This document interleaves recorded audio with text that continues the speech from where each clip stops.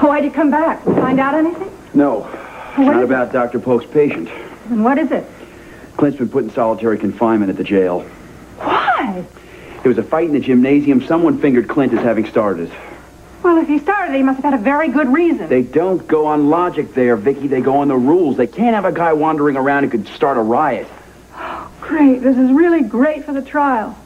First of all, Pete will establish his character. Then the prosecutor will talk about how he helped getting Bobby Blue out of the state and how he fights in jail. All right. That decides it. If I had any doubts before, I don't now. Doubts about what?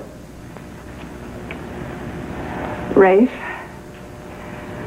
I'm going to tell the doctor and the world that I am indeed Nicole Smith. I thought you said you were going to do some constructive thinking. It's the only thing we can do, Rafe. Don't you want to get out of here? They'll keep you here forever. Listen to me so you can understand. Well, this better be good because it doesn't make any sense right now. All right, let's go back to the scenario that we kicked around and couldn't prove. The only scenario that does make sense. That a patient killed Dr. Polk. A patient that probably killed Laura Wallach. A patient that probably was playing I'll Be Seeing You when Nikki was in a sanitarium. Yeah, but all the patients have alibis. All the ones you checked. Now, why didn't he, or possibly she, take the file with him after he killed Dr. Polk? I mean, don't you think that he would have sense enough to take the file with him? Okay, I'm with you so far. All right. Suppose that person was hiding in the room and heard Clint talk about Nikki hearing that I'll be seeing you. Now, he would not be concerned with Nikki if he thought that she were gone, right? Especially if he heard Dr. Polk stating very clearly that Nikki was gone for good. Wait a second. You're suggesting you pretend to be Nikki again to draw the killer out? You've got it, but then you're the detective. Oh, no way. It's too dangerous. Look, the only thing that is dangerous is my being here and Clint being in prison for life. So you clear Clint by getting yourself killed? That's going to make it all better? It doesn't have to be that way. Yeah, but you don't know Nikki. You only know of her. Oh, good Lord. If that woman imitated me for years, I can certainly imitate her. Well, how? Did she keep diaries for you to read? Have you watched her on videotape? When Clint and I went away for a while, I asked him questions about Nikki. Well, the way she talked, walked, what she laughed at, what she cried at.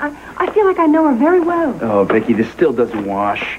Listen, you have to remember, the doctor does not know Nikki. Now, if I just kept within the proper boundaries, I really think I could pull it off. All right, another point. You suddenly turn into Nikki in here. Now, let's say, against the odds, it brings out a killer who does not kill you. Then what?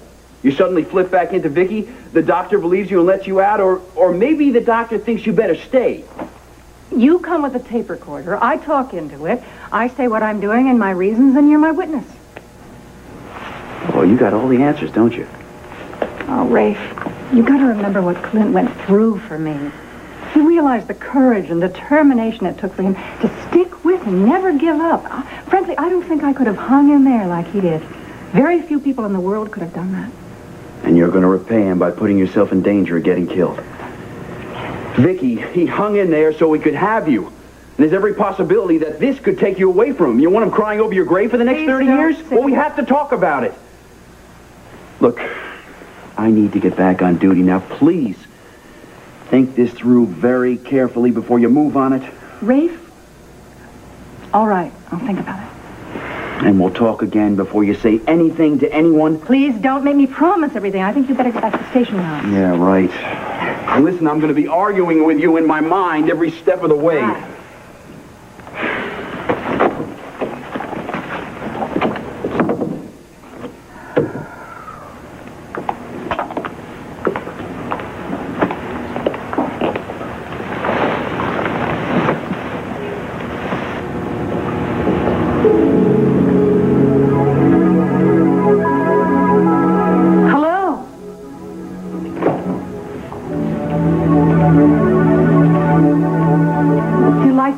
Come in for a minute?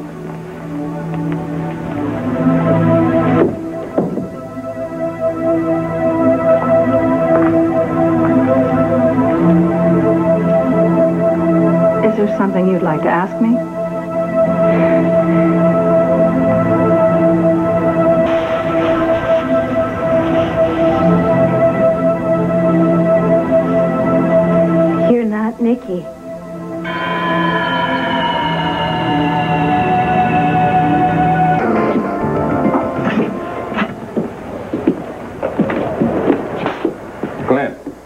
Hank, what the hell is going on here? Take it easy, okay? I stopped in before I went off duty to tell you this is the best thing that could have happened to you. Well, I get a little trouble believing that, Hank. Look, I didn't start that damn fight. I can't say who did or I'd get myself killed for sure. I know who started it. Hanover and his gang, just like I warned you. And Macy and his guys saved you twice. Macy knew that if you went into solitary, they couldn't get to you. Oh, I get it. Well, you know, it didn't make sense at the time. First they helped me and then they blamed me. They're looking out for you, pal. See you tomorrow. Hey, Hank, if you get a chance to thank Macy for me, I'd appreciate it. Okay.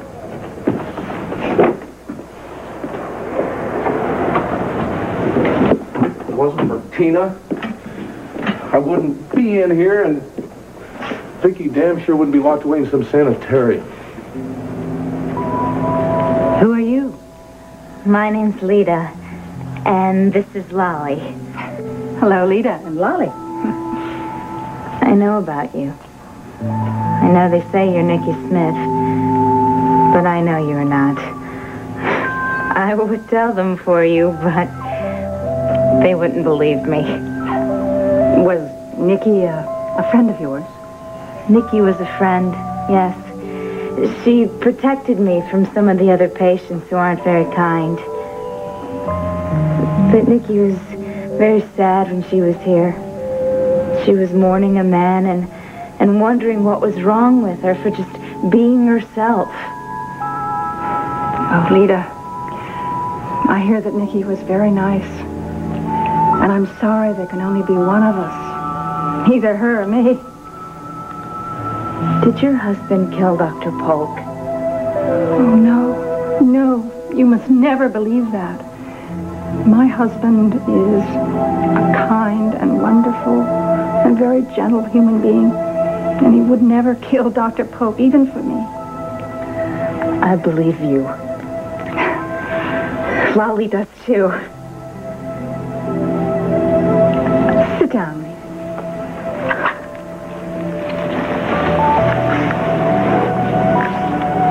How long have you been here?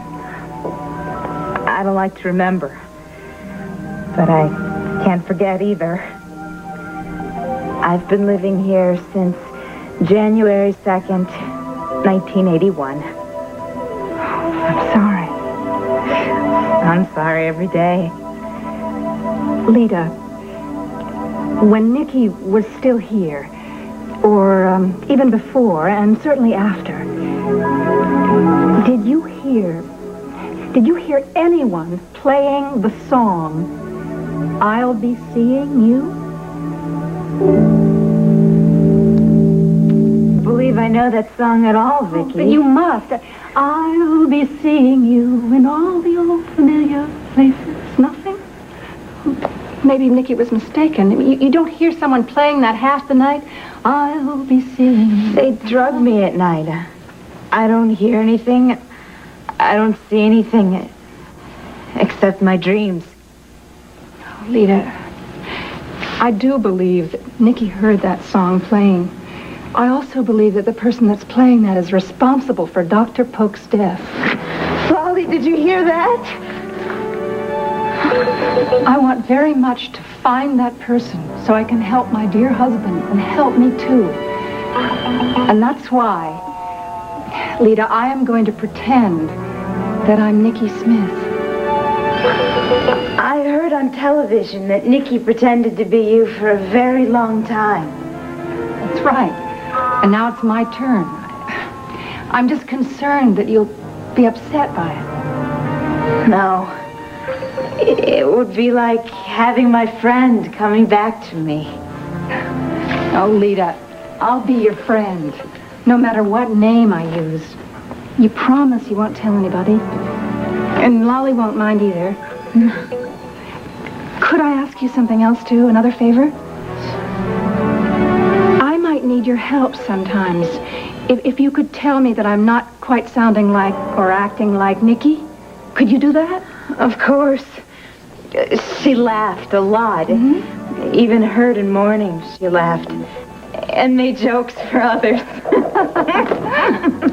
Lita, Hello, Dr. Spender. I was wondering where you were. Oh, I was visiting my friend, Dr. Spender. Well, it's time now for you to return to your room. I will. Bye, Nikki. Bye, kid. I'll see you later.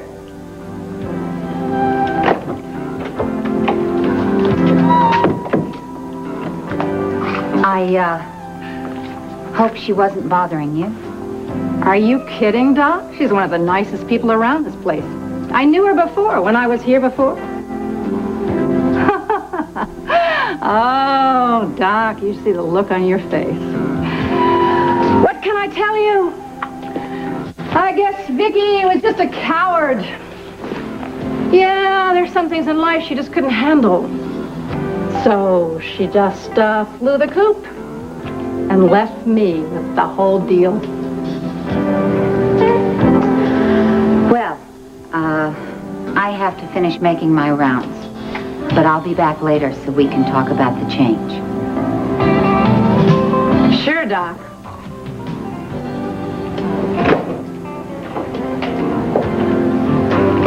Oh, I did it. I did it. But can I keep it up?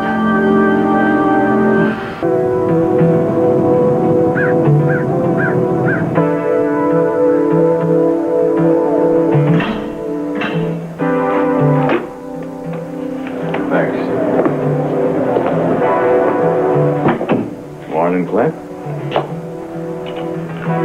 You came over here to tell me that you found Dr. Polk's killer. We'll talk, otherwise I got nothing to say to you, Ed. Understand some of Bobby Blue's pals helped you out when the Hanover gang jumped you, Yeah. Can you beat that? Some friends stay your friends no matter what happened. Yeah.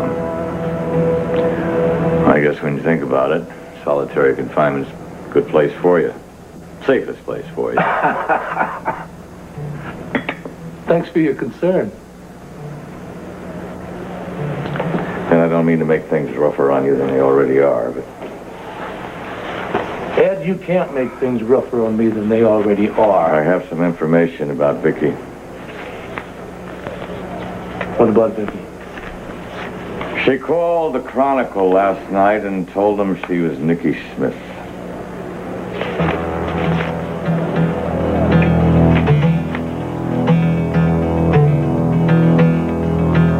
The role of Victoria Buchanan is being played today by Judith Barcroft. Rafe, I just couldn't wait. The doctor came into the room when I was talking to the patient. The patient called me Nikki. And so I just took the plunge. Yeah, a dangerous plunge. When I glanced at the paper this morning, I almost dropped my coffee. Oh, yes, but we're ahead. Don't you see? That doctor was shocked that I was so different from the first time she saw me. I mean, she believes that I am now Nikki again. Do you know the legal ramifications of this? That was something I wanted to discuss with you before you did anything. You mean proving who I really I am? mean being a witness for Clint. How can you back up his story now? Supposedly Nicky Smith wasn't around when Dr. Polk interviewed you. Now, I have thought about that, and this is my conclusion. So what? My words don't mean anything right now. All the evidence is stacked against Clint. The only way that I can help him is to find that killer. As long as the killer doesn't find you first. Didn't you talk to Clint first? I'm sure if you had talked to him, he wouldn't have let you do this. I don't want to argue. I started this. I'm going to continue it until we find the real killer of Dr. Polk. I knew it was going to be useless arguing with you, so I've already made arrangements to have an undercover cop here. That's wonderful. Well, thank you. Well, I feel safer already. Her name is Claire Germain. She'll be hired as a matron. Well, how do you do that without Dr. Spender knowing? Well, I'm going to tell her that the police feel that extra security is necessary since your husband is considered a murderer and that you won't know that Claire Germain is a police officer. Thank you. That is wonderful. Okay, now, Vicky, Clint's going to want to know if I've seen you. Do we tell him the truth? I'm afraid that I'll just have to let him believe what everyone else is, and it breaks my heart. I'm really glad that Asa took the children with him to his ranch. I'm going to see if Dr. Spender is in her office yet.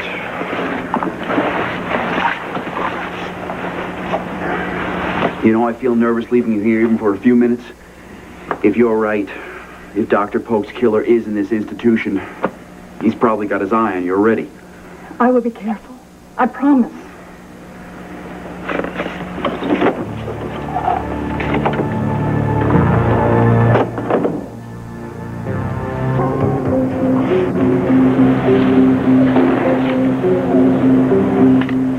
I didn't think it was possible. I really thought I had seen the last of Nicky Smith weeks ago at the Waterside Inn. But damn it, I still believe that. Ed, you've got to help me. You got to help me find a way to see her. You got to arrange it. I can't do that. Clint, your trial comes up in a couple of hours. I'd have to see a judge. There's no time, no way. I have to see this for myself. I have to talk to her. Do you think Vicky would lie about it? Do you think Vicky would expose her own problems?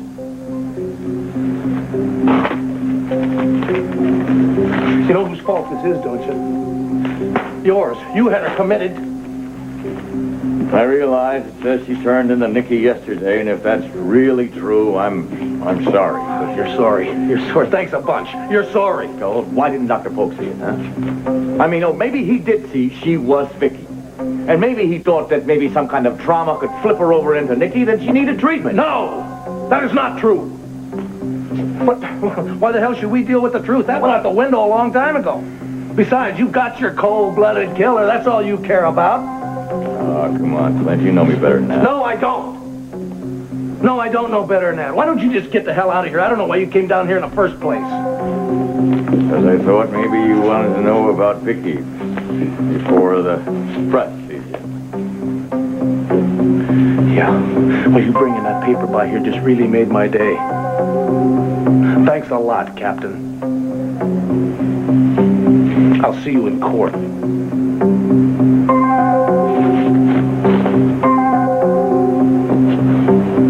Guard!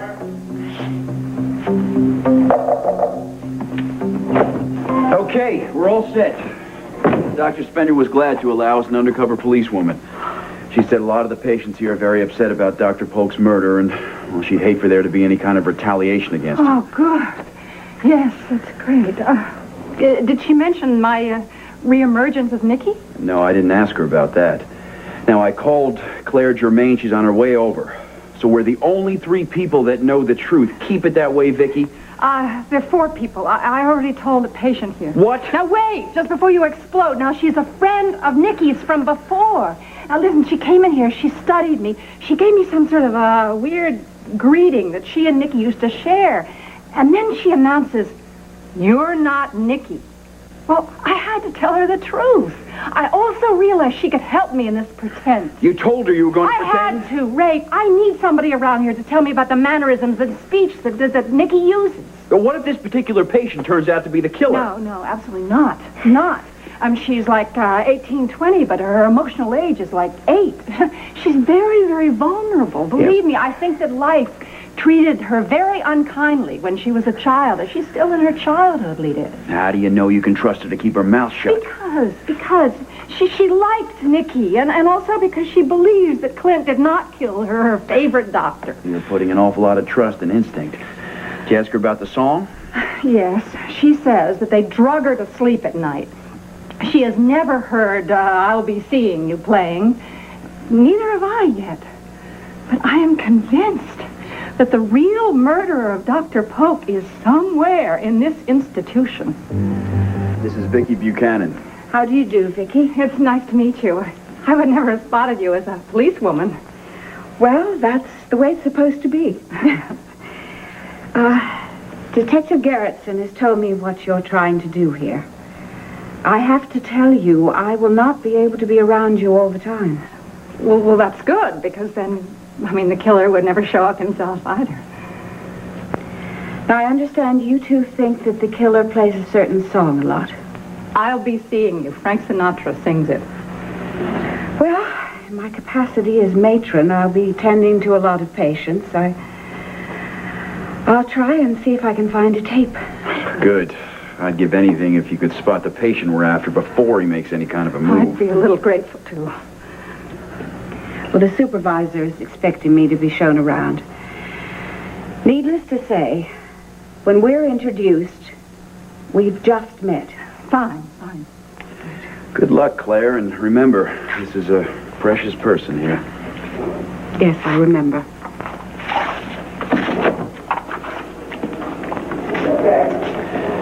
All right, Vicki, that's about all I can do for you right now. Ray? I've had second thoughts about Clint. I want you to tell him that I know exactly what I'm doing and I'm okay. What made you change your mind?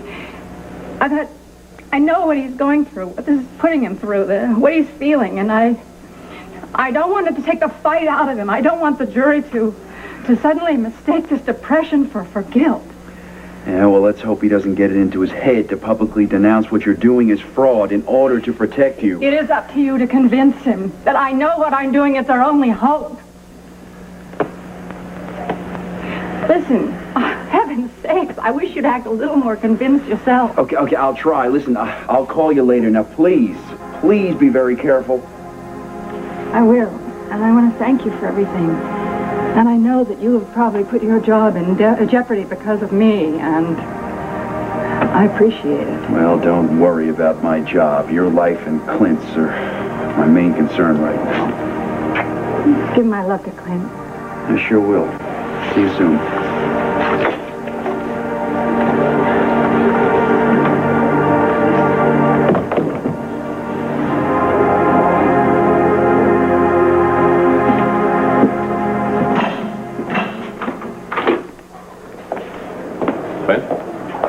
Pete. Hear about Vicky?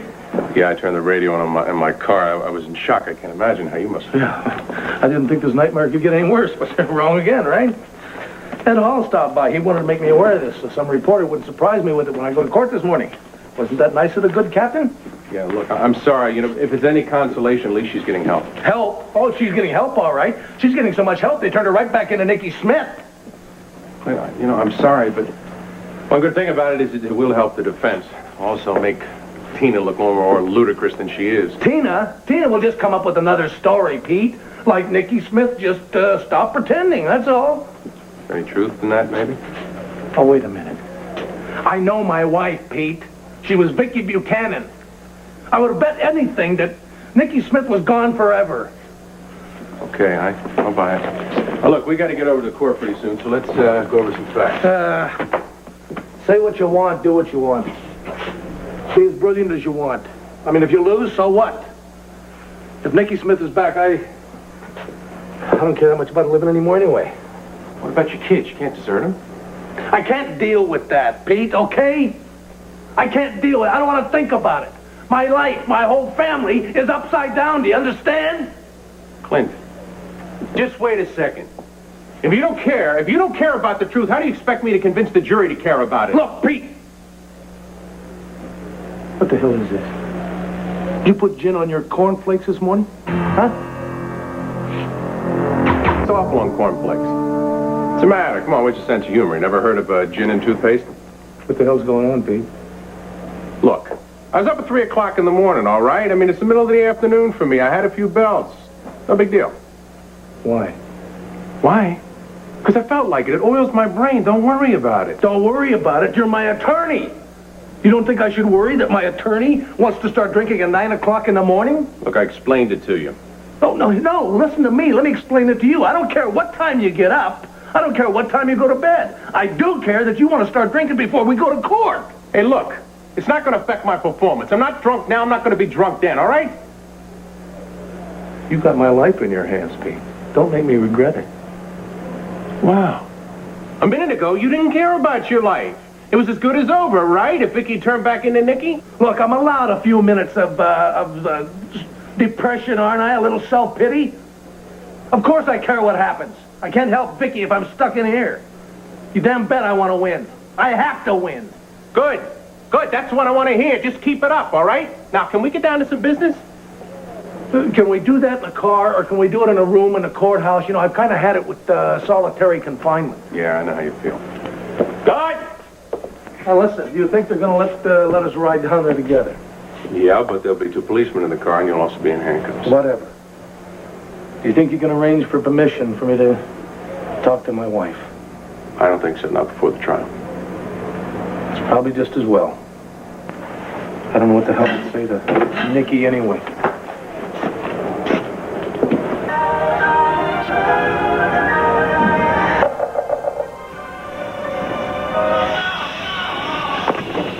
Yeah, come in. The sofa not ready.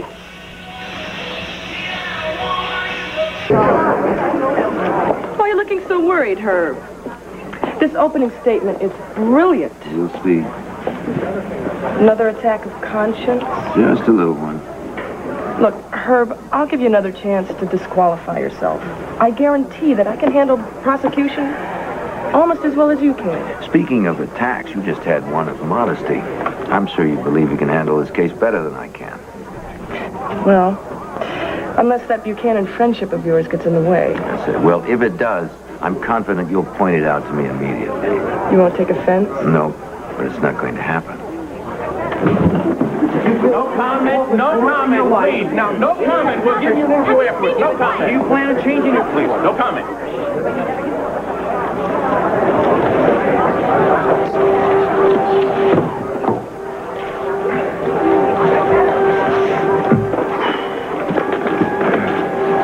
Look, do me a favor. No matter what happens, don't lose your temper, okay? I can't promise that, especially when Tina takes a stand. Clint, look. I'm going to try to paint a picture of a reasonable man, a man who's in control of his emotions, a man who wouldn't stab another human being in the back. And you're going to blow the whole thing if you jump up and you start screaming and yelling. I'll try. But if your whole defense depends on my good humor, we might as well forget it. Another thing. I know what I'm doing, okay? So don't start doubting my tactics in the middle. Don't get mad and don't doubt. Piece of cake, Pete. Piece of cake. I wonder what O'Neill is going to do about the news that Nicky Smith has supposedly reemerged. I expect him to make a big point of it. Goes right to the heart of his defense. That she was Vicky, and therefore Clint had no reason to kill Pope. And if all of that is true, Maggie, we definitely don't have the right man on trial.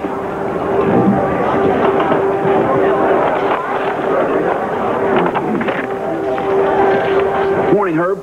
Maggie. Ray. I'd like to talk to Clint a moment. Any objections? Due to your ongoing investigation? Due to the fact I'm his cousin. I just saw his wife, and I'd like the guy to know how she's doing. Yes, fine by me. Go ahead. There's many friends and relatives connected to this case. I'm amazed that Buchanan ever got arrested. Pete, Clint. Right? Pete, I'd like a word alone with Clint, if that's okay. Have you seen Vicky? Wait a minute. Is there anything I can't hear? It's personal. Pete, it's no big deal, okay? Sure.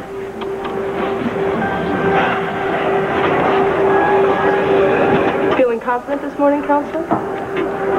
Yes, as a matter of fact, I am. It's truth on my side. I've spent a lot of time with Vicky the last few days. I have a message from her. You mean Nicky, don't you? No, Clint. I mean Vicky. Hello there. You here to spring me? I'm sorry. I wish I had that power. Too bad. So, how are you doing, Nicky? What can I say? I don't like it here, but nothing I can do about it. What do you do in this place? Well, I'm a new nurse's aide. I'm just going from room to room introducing myself. Bet you heard a lot about me, huh? Yeah, you are kind of famous. I was just listening to the radio, hoping to hear something about Clint's trial. Haven't heard anything yet, though. Did he do it? Well, how would I know? I mean, Nicky Smith wasn't around then, right? Oh, yeah, right. Besides, from what I know of him, I don't think so. He's too nice a guy. Well, I'll be seeing you later, and if I find out anything more about that trial, I will let you know. Thanks. I appreciate it.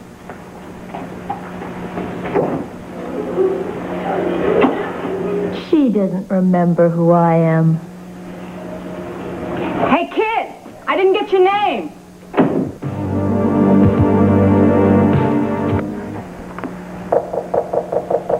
Hi, Lita. Come on in. I was going to look for you. Come, sit down. But I was afraid that I might run into somebody who knew Nicky. Do you want to walk around together? I'll try and remember some of the patients that are here when Nikki was here. Well, I was a little more concerned about the staff. Why? Because we're all out of our minds and we don't matter? Lita, I didn't say that. I just mean that the staff's more trained to observe behavior, you know? I mean, there was a new nurse's aide that just came in here. I was relatively comfortable because she said she was new, but before that, I wasn't sure. You should pretend to be Nikki with me and let me judge you. That's a wonderful idea. All right, how you doing this morning, kid? Huh? You sleep good? I always sleep better than I want to. Hey, listen, I meant to ask you, why do they drug you at night? They tell me I have very horrible nightmares and that I scream. I don't remember any of it. Well, I'm sorry to hear that. You must have had some rough times. I had a lot of rough times. I can still feel them, but I can't really remember them. It's like they happened to someone else. You're supposed to tell a joke now. What? Nikki would tell a joke. She wouldn't let me see that I've upset her, as you have. Oh, I'm sorry. Hey, Lita, you win some, you lose some. I'm sorry. I don't feel very funny right now. This is not a very funny situation. I'm worried about my husband's trial right now. Do you want to walk around? If we go to the TV room, there'll be other patients and staff. Do you think I could pull it off? You don't have Nikki's soul. I'm the only one that knows that. I'm with you, kid. Now, Clint, you have to listen, but keep your voice down. Rafe, what is going on? Vicky came up with a plan. I tried to talk her out of it, but she went ahead anyway, so it's already in motion. What kind of a plan? You said Vicky. Do you mean she's not Nikki Smith? Well, that's the good news. She made that up on purpose. What do you mean good news? Now they got a reason to keep her there. They were going to keep her there no matter what, remember? Now, she's trying to draw out the real killer.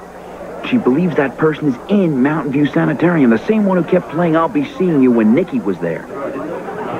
So she figures that if she says she's Nikki Smith, the killer will come after her? Right, something like that. And you let it happen? Rafe, are you out of your mind? I've got an undercover policewoman working as a matron there. She's not without protection. That is no guarantee. Clint, I know that. I'm only telling you this because Vicky couldn't bear for you to think that you'd lost her again. I thought I had enough going on before, and I've only got more to worry about. Well, she's right about one thing. Finding Polk's killer may be your only hope. Rafe, for God's sake, spend as much time at that sanitarium as you can. She's taking too much of a risk. I mean, the killer knows what she looks like. She doesn't have any idea what the killer looks like. And anybody can walk right in that room. We're on top of it. She's aware of the danger. She's being cautious. Oh, yeah, right. Now, she told me to give you her love, as if you didn't know how much she loves you by what she's doing. I'm scared to death for her, Rafe. No comment. I'm feeling very confident. Of course you got it. Okay, thanks, Pete. I'm going to stick around for a while. Anything I should know about? Oh, yay, oh, yay. The Court of Common Pleas for the City of Landview, Lantano County, is now hearing witness and evidence in the matter of Commonwealth versus Clint Buchanan.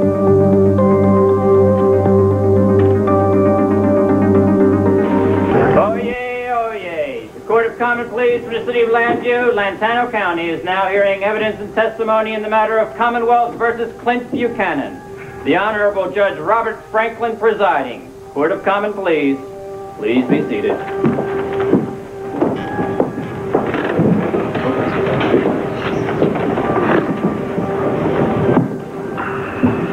Good luck, cousin. Oh, Rafe, thanks a lot. But you know, I'm a lot more worried about Vicky right now. Are you sure she's going to be all right? Mrs. Germain will take good care of her. She's one of the best undercover cops we got. Oh, that's fine, Rafe, but with... I don't know, with her running around pretending to be Nikki, I mean, I don't like it. The murderer could slip into her room at any time. Anything's possible, Clint, but it's not likely, okay? Well, I'd still feel a lot better if you'd, will you do me a big favor? Will you go out to the sanitarium and will you spend as much time out there as possible without blowing her cover? Sure, you got enough to worry about right here. Thanks, Ray. I mean, I wouldn't give a damn about this trial if anything happened to Vicky. Mr. Callison, you may begin your opening statement.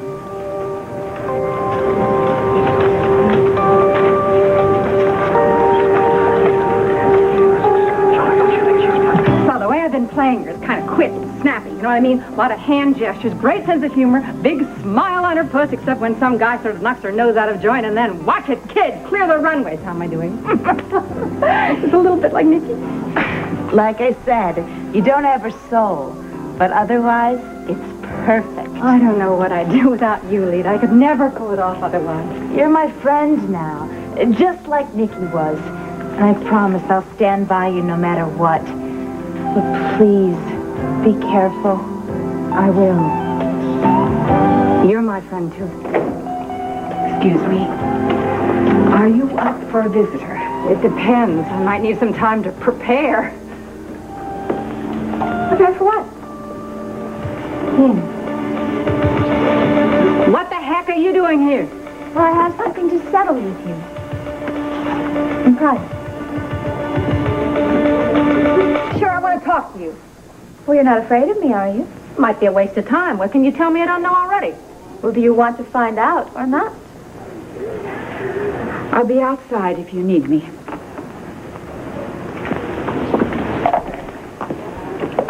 So, what about Raggedy Ann? Her name's Lita. Oh, well, no offense, Lita, but I would love to talk to my sister. Alone?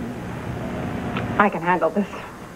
Oh, what is she, your bodyguard? She's a friend, something you wouldn't know about. Are you sure you won't need me?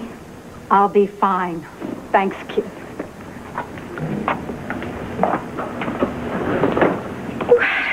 Well, I guess you don't have such a bad life here. It's not a bad room. You have a very interesting friend. Okay, say what you want to say, and then you can leave.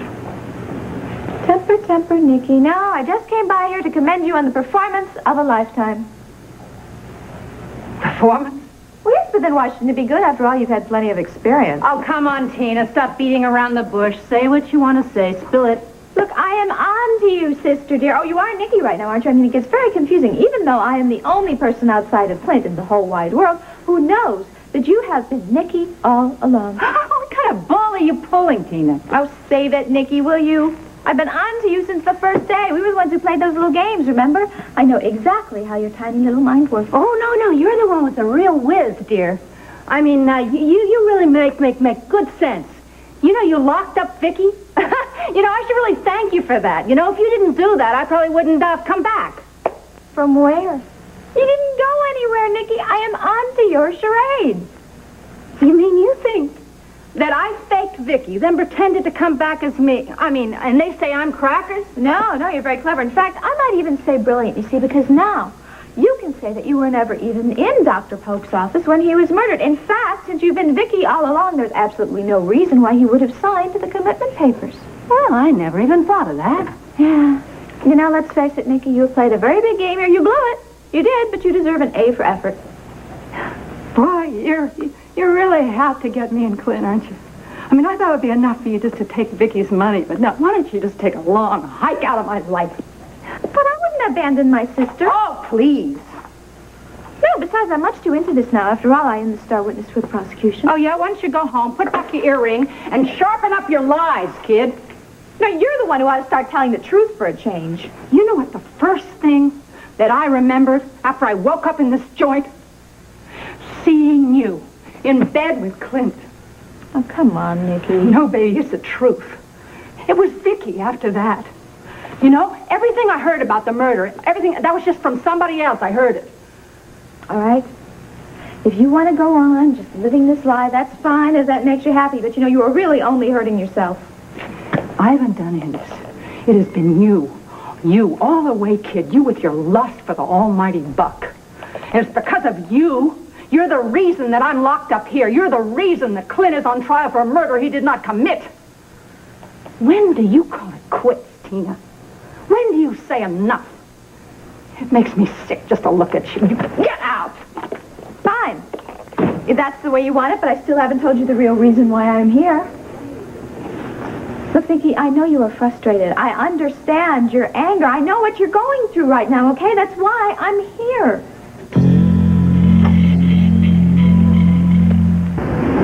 Look, you are absolutely right saying I should be happy with all the Lord money. I am happy with the money. I mean, who wouldn't be? But I am not happy with seeing you here locked up. That's why I want to help you. I want to help you by getting the best psychiatric help that money can buy.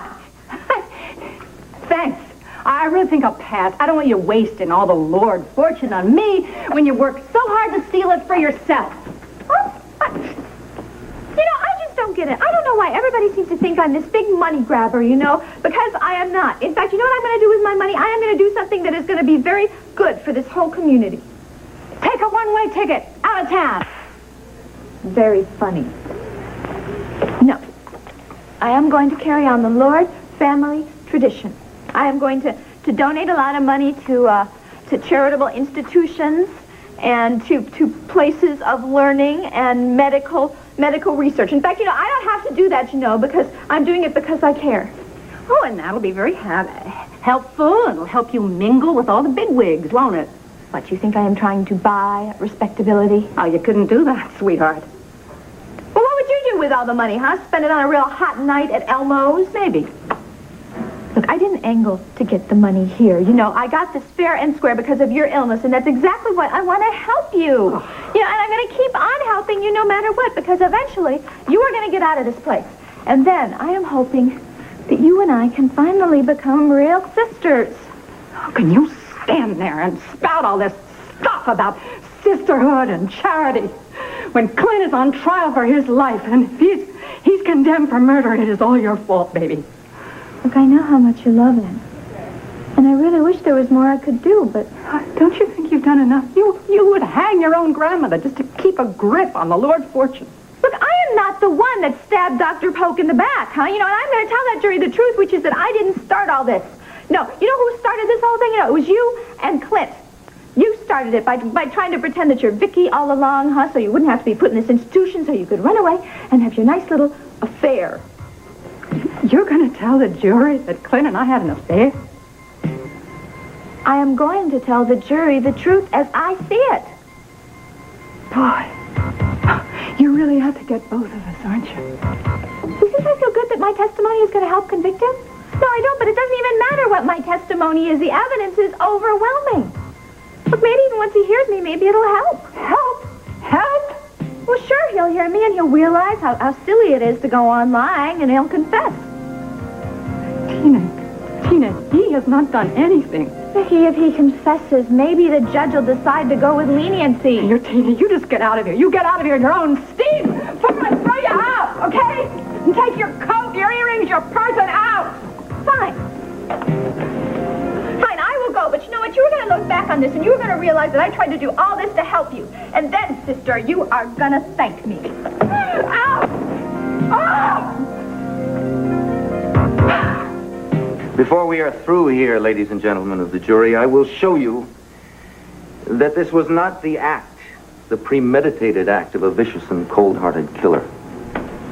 It was instead an act of sudden and unexpected violence committed by a man in the grip of overwhelming passion. A man whose fingerprints alone were found on the murder weapon. That man, Mr. Buchanan, is a well-known figure in this community. He has served it long and well. Never, to my knowledge, committed a crime of any kind whatsoever. It is, therefore, with a certain sadness that we prosecute. How are you going to respond to that? I haven't decided yet. Well, you'd better do some fast thinking. Do the best I can. However, personal feelings must be laid aside in pursuit of the truth. You will see that truth in the conclusive evidence we present before you.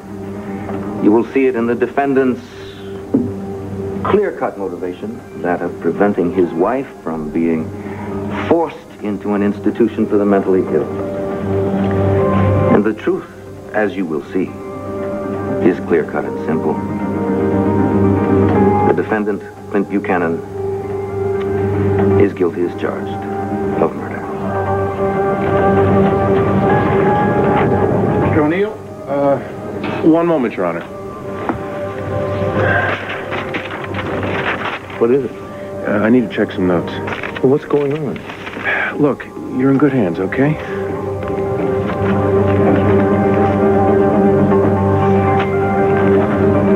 Claims only to want the truth here. Now, I think that's very admirable, ladies and gentlemen, don't you? Unfortunately, the truth the prosecutor so self-righteously proclaims is really nothing more than a question. And the question is this: did the defendant murder a man he so highly regarded just to keep his wife from getting psychiatric help? Now, to me, that's a question that is so riddled with absurdity as to make the evidence, no matter how seemingly damning, make us wonder if there's really a case at all. He's trying to destroy your credibility. He's just presenting his case, Maggie. He's doing a damn good job of it. Now, the prosecutor did present one point of truth. He hit the nail right on the head when he described Mr. Buchanan as an outstanding member of this community. Editor of a respectable newspaper, a man of high ethics and integrity, devoted father and husband. A man so devoted to his wife and to her recovery that he himself once admitted her into the care of Dr. Polk at the sanitarium. Now, I ask you, is that the act of a man who so distrusted Dr. Polk? Is that the act of a man who would kill rather than to see her get help? I say to you, no. The answer is no. That's the truth here. That's the truth that you will discover in this trial, and the truth that will lead you to the only possible verdict. Not guilty. Thank you very much. Looks like this is going to be a lot tougher than we thought. Yeah, I wish I could believe his argument myself. Well, the jury certainly took it all in. It's an emotional pitch, Maggie. They've got nothing to back it up. All right, Mr. Callison, you may call your first witness. Thank you, Your Honor. The Commonwealth calls Miss Janet Clark.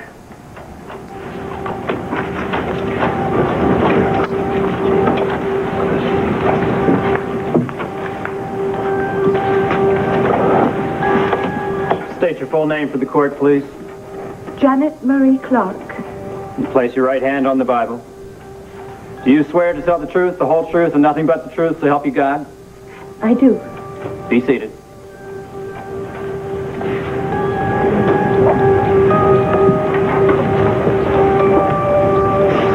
Miss Clark? Dr. Polk was the most wonderful man in the world. Why did you kill him? Why? Order! Order! Let's have order in here.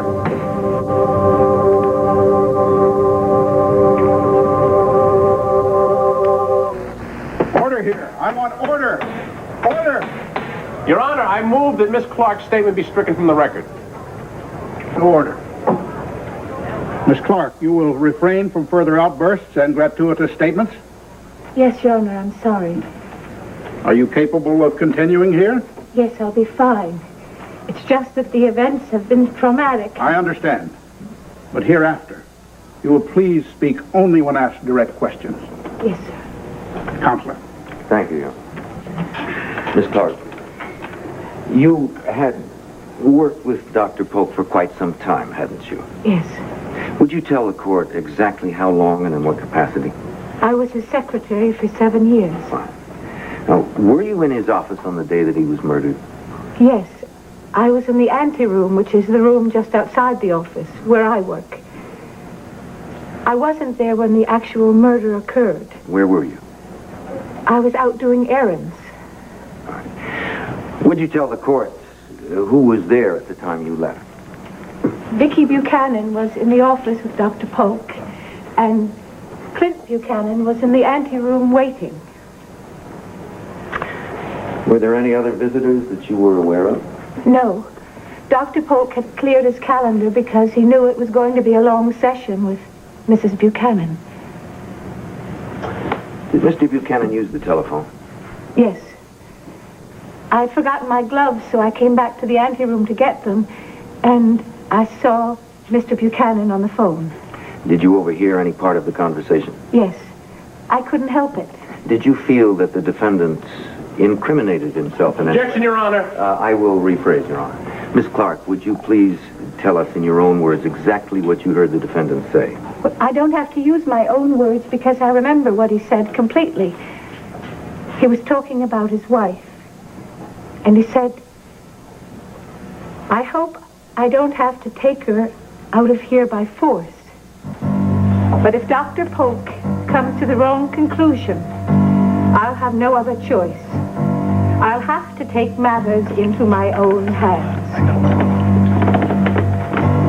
Thank you, Miss Clark. Your witness. No questions, Your Honor. The witness may step down. What the hell do you mean, no questions? Look, she's a solid witness. I don't want to give her another shot at it. You just say that or not? Yes, I did. Okay, then I'll ask you to explain when it's your time up there again. But look, I don't want her to repeat it. It was damning enough the first time. Recognize this letter opener, Dr. Novak? Yes, indeed, it's the instrument which I removed from Dr. Polk's back. In other words, the murder weapon. Exactly. Are you absolutely certain? No doubt about it. Let the record show that Dr. Maurice Novak, Chief Medical Examiner of Lantano County, has positively identified the murder weapon, which we will submit to the court as Prosecution's Exhibit A. So noted. Now, Doctor, will you tell us in simple terms the actual manner of Dr. Polk's death? The letter opener was brought forcibly down into his back, it pierced his heart, and the result was massive internal hemorrhaging. Thank you. Just one more question, Doctor. Were you able to determine the time of death? Yes, I was. It occurred sometime between the hours of 11 a.m. and 12 noon. In other words, the time of death coincides with the time Mr. Buchanan and his wife were known to be in Dr. Polk's office. Thank you. Your witness. No questions, Your Honor. The witness may step down.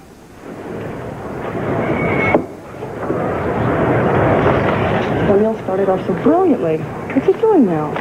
Throwing the towel? I can't figure it. Trust me, I know what I'm doing. Why should I be? You're bugged because I didn't cross-examine the medical examiner? I am bugged about that flask you are carrying around in your briefcase. That's my business.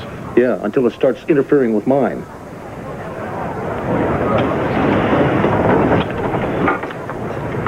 The Commonwealth calls Miss Tina Lord.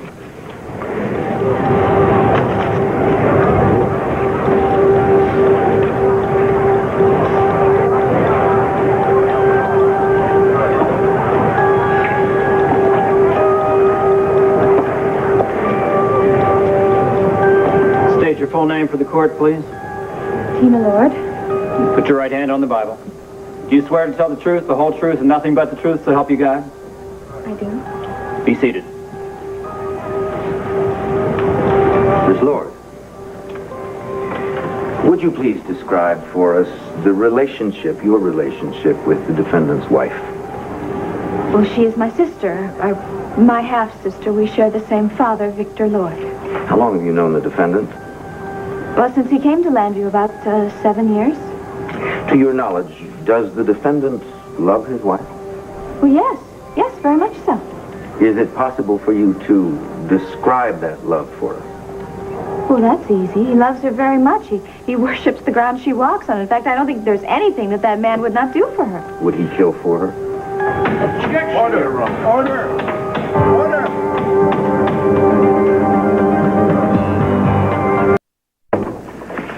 All right. Sorry I couldn't get here sooner. I had some police business. How do you expect you back? Well, Clint asked me to keep an eye on you. How's Clint? Did you tell him what I'm doing? Yeah, he's nervous. He's kind of down, and, well, he's doing the best he can. And what about the trial? Well, I left just as it started. Now, did anything at all happen around here? Well, pretty quiet, except for a big run-in with Tina just now. What does she want? Oh, I'm not sure. Well, did she have any suspicion that you're really Vicky?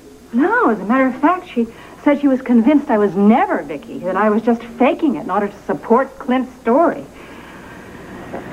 Oh, then she said she wanted to support me and help me. I almost got sick at my stomach. She is something else, boy. I just heard on the car radio that she's taking the stand. You hear anything about a testimony? No, nothing yet. I don't know. I think she's doing everything she can to destroy Clint and me. Oh, maybe she'll surprise you. You know, she's already got everything she wants. No. No, she's really out for blood now. She's doing everything possible to get her dirty little paws on everything I own, even if it means Clint. Darn it all! Why can't she have a little heart? I mean, a little faith that he's innocent. She knows he's innocent. You know Tina, though. She can't see past her own selfishness. Well, suppose I behaved like that in her trial. I mean, certainly the evidence was just as strong against her as it is against Clint. I mean, everyone thought that she killed that poor Harry O'Neill. Everyone. Everyone but you. Well, I certainly had reason to want her punished. She really wrecked my life. She made me turn back into Nicky again. I did it for her, in spite of all the destructiveness and the cunning and the viciousness. I never believed that she was capable of murder. I had a little faith in her. And why can't she have some faith in an innocent, wonderful man like Clint? Believe me, the word isn't even in her vocabulary. It must be buried in there somewhere. I mean, she must realize that if I hadn't saved her with my testimony, if I hadn't turned back into Nicky for her, she'd be in jail for the rest of her life. I mean, I turned into Nicky because of her until Clint drove Nicky away for good. I mean, it was not Nicky who destroyed my life. It was Tina. It was Tina. My God. My God, Ray, what have I done? I've saved Tina, and I've condemned my own husband. Vicky, you can't think that, okay? You had nothing to do with it. What do you think is going to happen tomorrow? Huh? You think she's going to have some compassion, some mercy? No, not Tina. She's the star witness. And she won't even care if he's dead.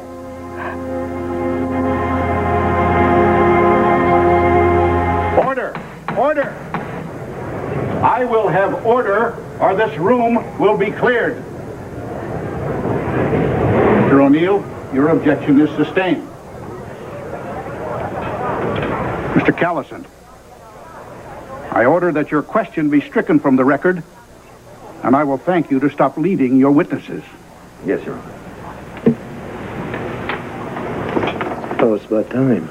I thought you'd gone to sleep on me. Patience. Yeah. Miss Lord, let us go back some days before the murder. Do you remember receiving a telephone call from the defendant while he was at the Waterside Inn? Yes, he asked me to join him there. Why was that?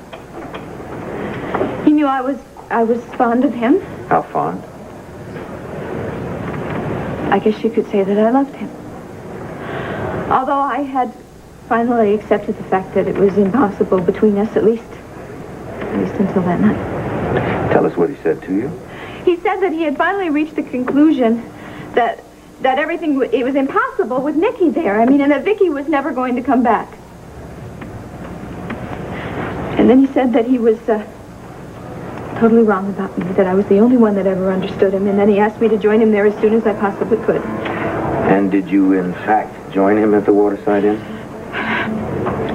Yes. Tell us what happened. Well, I met him in the lobby. And at first, of course, I was very skeptical. But then he seemed so sincere, and he told me that I was the only one that understood him, and then he begged me to go up to his room so we could talk. Did you go to his room? Yes, I did. It was the biggest mistake of my life. At first, everything seemed fine, but then before I knew it, the man was all over me. Oh, well, what do you know, huh? So, Clint Buchanan, the last of the Texas gentlemen, is a bit of a cowboy underneath it all, huh? Just do what I tell you. Fine, I didn't know what you wanted, that's all. I mean, if you want to just stand there and watch, then that's fine. Is that what you want? Faster. Clint, really, I'm not some kind of dance hall girl here. Damn it, don't argue with me. Just do it. Faster, I said. Clint, what are you doing? Tina. Look. From now on, I want you to do what I tell you to do when I tell you to do it.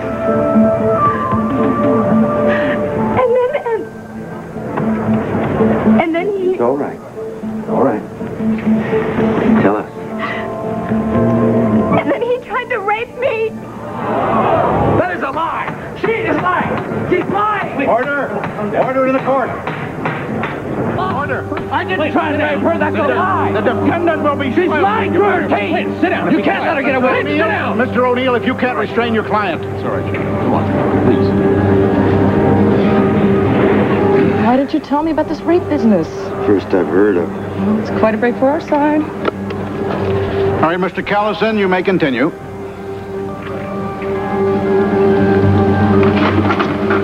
Miss Lord, you say the defendant lured you to the Waterside Inn, that he then attempted to rape you. Were his motives purely sexual? Well, at first that's what I thought, but then I realized he had a whole other reason. He wanted us to be discovered by my sister. Who was Nicole Smith at that time? Yes. Yes, you see, Clint thought that if she saw us in a compromising position, that it would bring Vicky back. You're sure that's what Mr. Buchanan thought? Yes.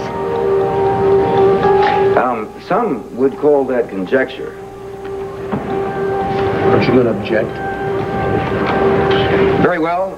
Miss Lord, let's go back to the moment when Nicole Smith discovered you and the defendant in bed. Well, at least Nikki Smith isn't entirely alone. Were you talking about that undercover policewoman I've got watching her? I was really thinking more about Lita. Lita? That strange woman who carries a doll around with her? She's strange, but she's very sweet and childlike, and she's really proved invaluable. How? Well, in the lounge last night, a woman came up to me, a patient, and started talking to me like I was one of her best friends. A friend of Nikki's. Yes. So what'd you do? Well, I just stood there. I mean, I didn't know what her name was or what I was supposed to remember or anything. That's where Lita came in. She whispered the woman's name in my ear, and she started talking about old times, and if it wasn't for her, I couldn't have pulled it off. Vicky, I wouldn't put too much trust in someone like that. Why? Because she has a hard time handling the real world? Rafe, when the real world chooses to try my husband for a murder he did not commit, I have a hard time handling it, too. Come in. Oh, excuse me, I didn't know you had a visitor. Oh, that's okay, Doc. If I can handle a nosy cop, I can handle a shrink. More the merrier. It was Nicole Smith. Nicole Smith, who discovered you and the defendant in bed together at the Waterside Inn, yes? Yes, it was Nikki. And after the defendant attempted to take advantage of you. Say it, Herb. She called it rape. Say the word. You mean after he attempted to rape me? The question is, did it work? Did the defendant's crude attempt at shock treatment work? Was Nicole Smith transformed into Victoria Buchanan? Definitely not. When I left that hotel room, she was still Nicole Smith. Now, when you... It's only her opinion, damn it. Do something to shut her up. Certain mannerisms, a way of speaking, is that correct? And there was no reason for you to doubt her identity at that moment, correct? So let us assume for the... Come on, Connie, lighten up, will you? Are you going to tell me that there's no alcohol in this flask? No. I'm just going to tell you not to worry about it. How can you say that? Easy. Look, every once in a while I take a little nip from it. Just calms my nerves. Do you think you're fooling me? I mean, are you fooling yourself? Look, I explained it to you. You don't want to listen? Fine. You're an alcoholic. Alcoholics don't just take nips every now and then to calm their nerves. Let me tell you something. It's different this time. I can handle it. You got that? What I don't need is some kid giving me lectures. Someone who just passed the drinking age a couple of years ago. Awfully defensive for a guy who knows what he's doing. Look, get off my damn back. I got enough on my mind with this trial. You got it? Oh, the trial. Now you're worried about the trial. But yet you're willing to sabotage the ability to get him off. Hey, come on, give me a break. I'm not going to go into court drunk. In fact, I could forgive almost anything if he had just brought my sister back. But he didn't. No, sir, he did not. And Clint knows that just as well as I do. If you don't say something to shut her up, I will. Sit tight. Sit tight. She's digging my grave, Pete. But Dr. Polk even knew that the scheme did not work. He knew that Nicole Smith was not shocked into disappearing.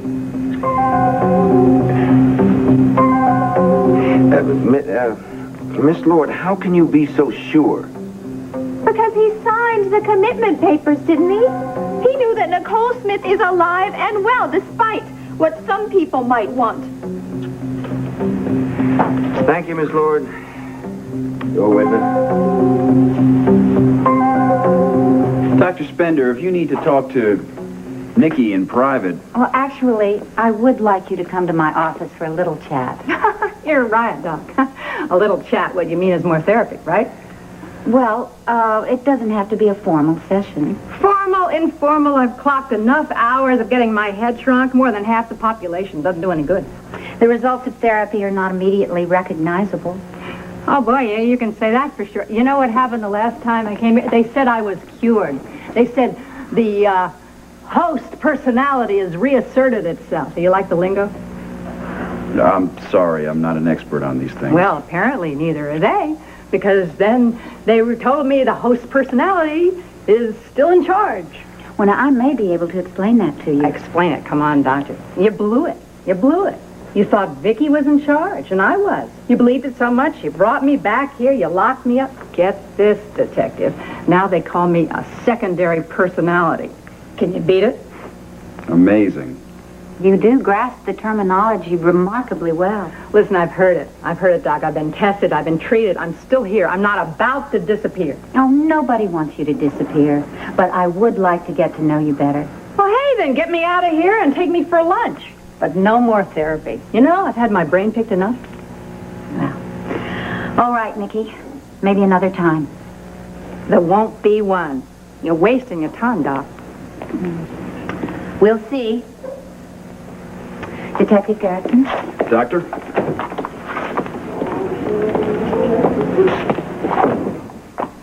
If I hadn't seen it with my own eyes, I never would have believed it. I'm sorry. I hate lying to the doctor, but I just can't take the risk of telling you the truth. Yeah, well, there's no chance of that. You did a perfect imitation of Nikki. Oh, Rafe, I've got to pull it off. As long as Clint's life's at stake, I've got to keep this up. Mr. O'Neill, do you wish to cross-examine? Yes, I do, Your Honor. I need something, however. Mr. O'Neill. Thank you very much, Your Honor. I found what I was looking for. I'm telling you, there's something wrong with the man. He's a good lawyer, Maggie. Oh, good lawyer. He was drinking at the pretrial hearing.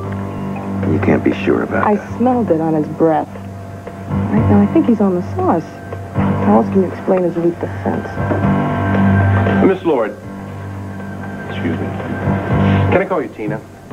I don't think it's any secret to anybody that I was your attorney right here in this courtroom not too long ago. Please do. All my friends call me Tina. And you do have a lot of friends, including your sister. As I remember, she took the stand in this very courtroom in your defense. Considerable risk to her mental stability. Do you remember that? Of course I remember that. I am very grateful to her. So I think it's fair to say that you would never say or do anything to harm your sister or your brother-in-law unless there was a compelling reason. Is that correct? Objection. The state fails to see the relevance of this line of questioning. Yes, I'm inclined to agree. What is your purpose in this fishing expedition? Your Honor, I'm merely trying to establish a motive for a loving sister's obsession to believe her sister is someone else. Permission to approach? Yes. Your Honor, Dr. Marcus Polk signed Victoria Buchanan's commitment papers. If he believed her to be Nicole Smith, why is counsel challenging the motives of the state's witness? I'm merely asking for fair play. How? By speculation of a witness's integrity? Now look, you allowed this witness to ramble on about my client's attempted alleged rape.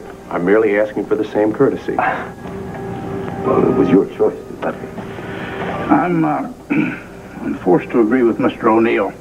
Prosecution allowed speculation of this witness. I will allow the defense the same prerogative within reason.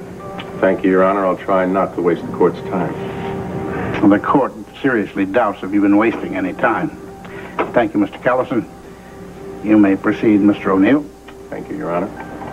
And Tina, We were talking about your motive for being here. Now, you weren't subpoenaed, were you? No. So you are a willing witness for the prosecution. Well, I guess you could say that. So, you've come here willingly to see your brother-in-law sent to prison and your sister locked up and remaining in a mental institution. No! No, then I am not a willing witness. But you just said you were.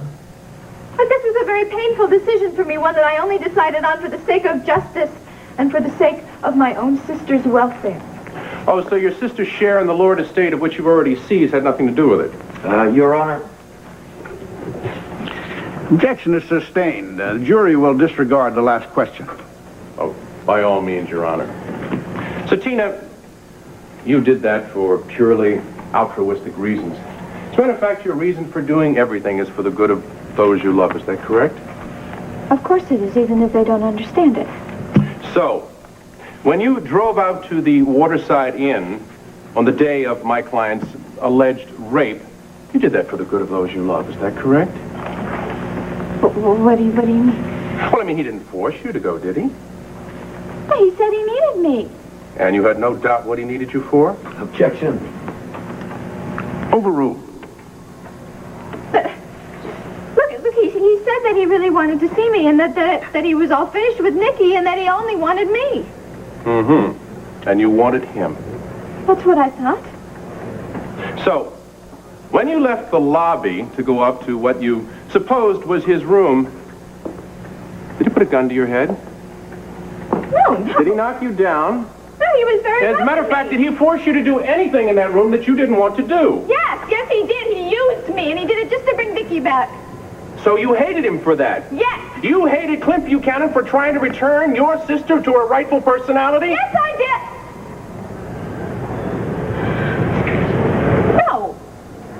No, of course not. What I hated him for was for using me and for tricking me the same way you're trying to trick me now. Everybody in this town just always tricks me, and it's not fair. Your Honor, counsel is badgering the witness. Tina Lord is not on trial here. Clint Buchanan is. Your Honor, Clint Buchanan is on trial because this witness insists that Victoria Buchanan was Nikki Smith at the time of Dr. Polk's murder. Now, it goes right to the heart of the prosecution's case. Just make your point, Mr. O'Neill. Thank you. My point is that the jury is being asked to accept her as a credible witness. The evidence says otherwise. What evidence? Defense has yet to provide one shred of evidence to discredit this witness. If the prosecution insists, I'll be happy to comply, Your Honor. You're skating on very thin ice here. I suggest that you proceed with caution. Yes, Your Honor.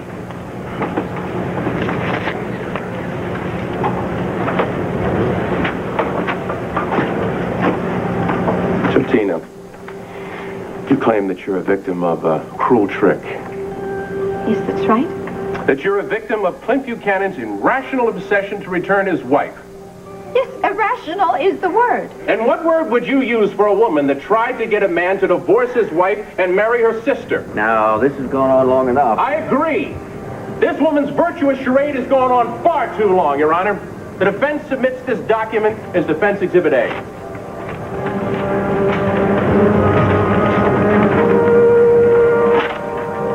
Have you ever seen this document, Tina? Do you know what it is?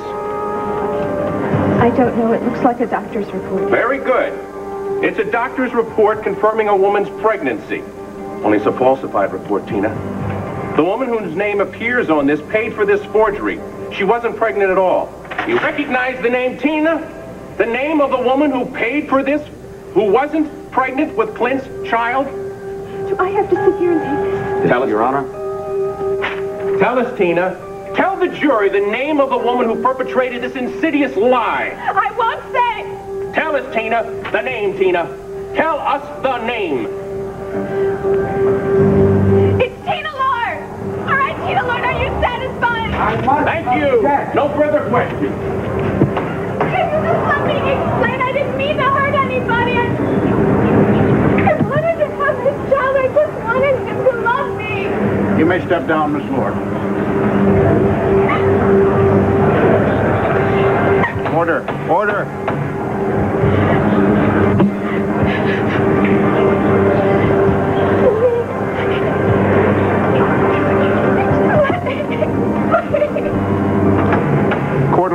recess until after lunch. All rise.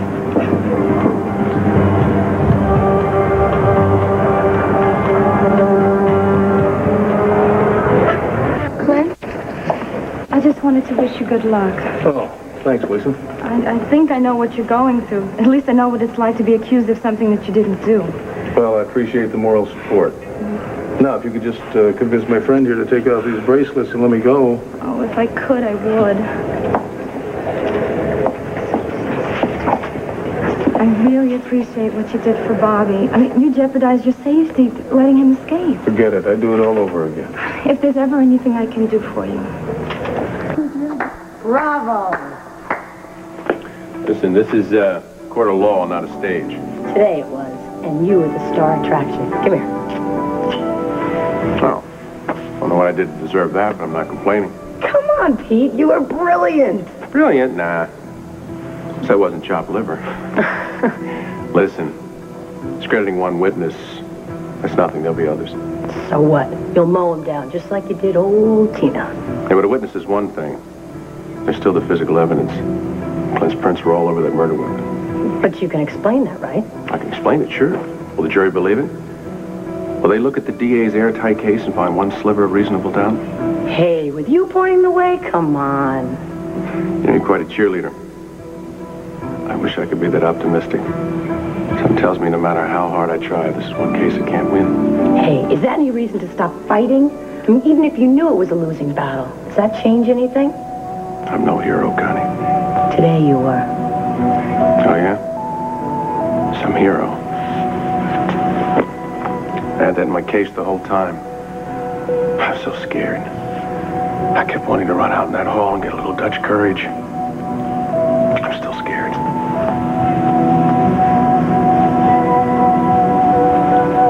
Thank you. Do me a favor, get rid of this for me. It's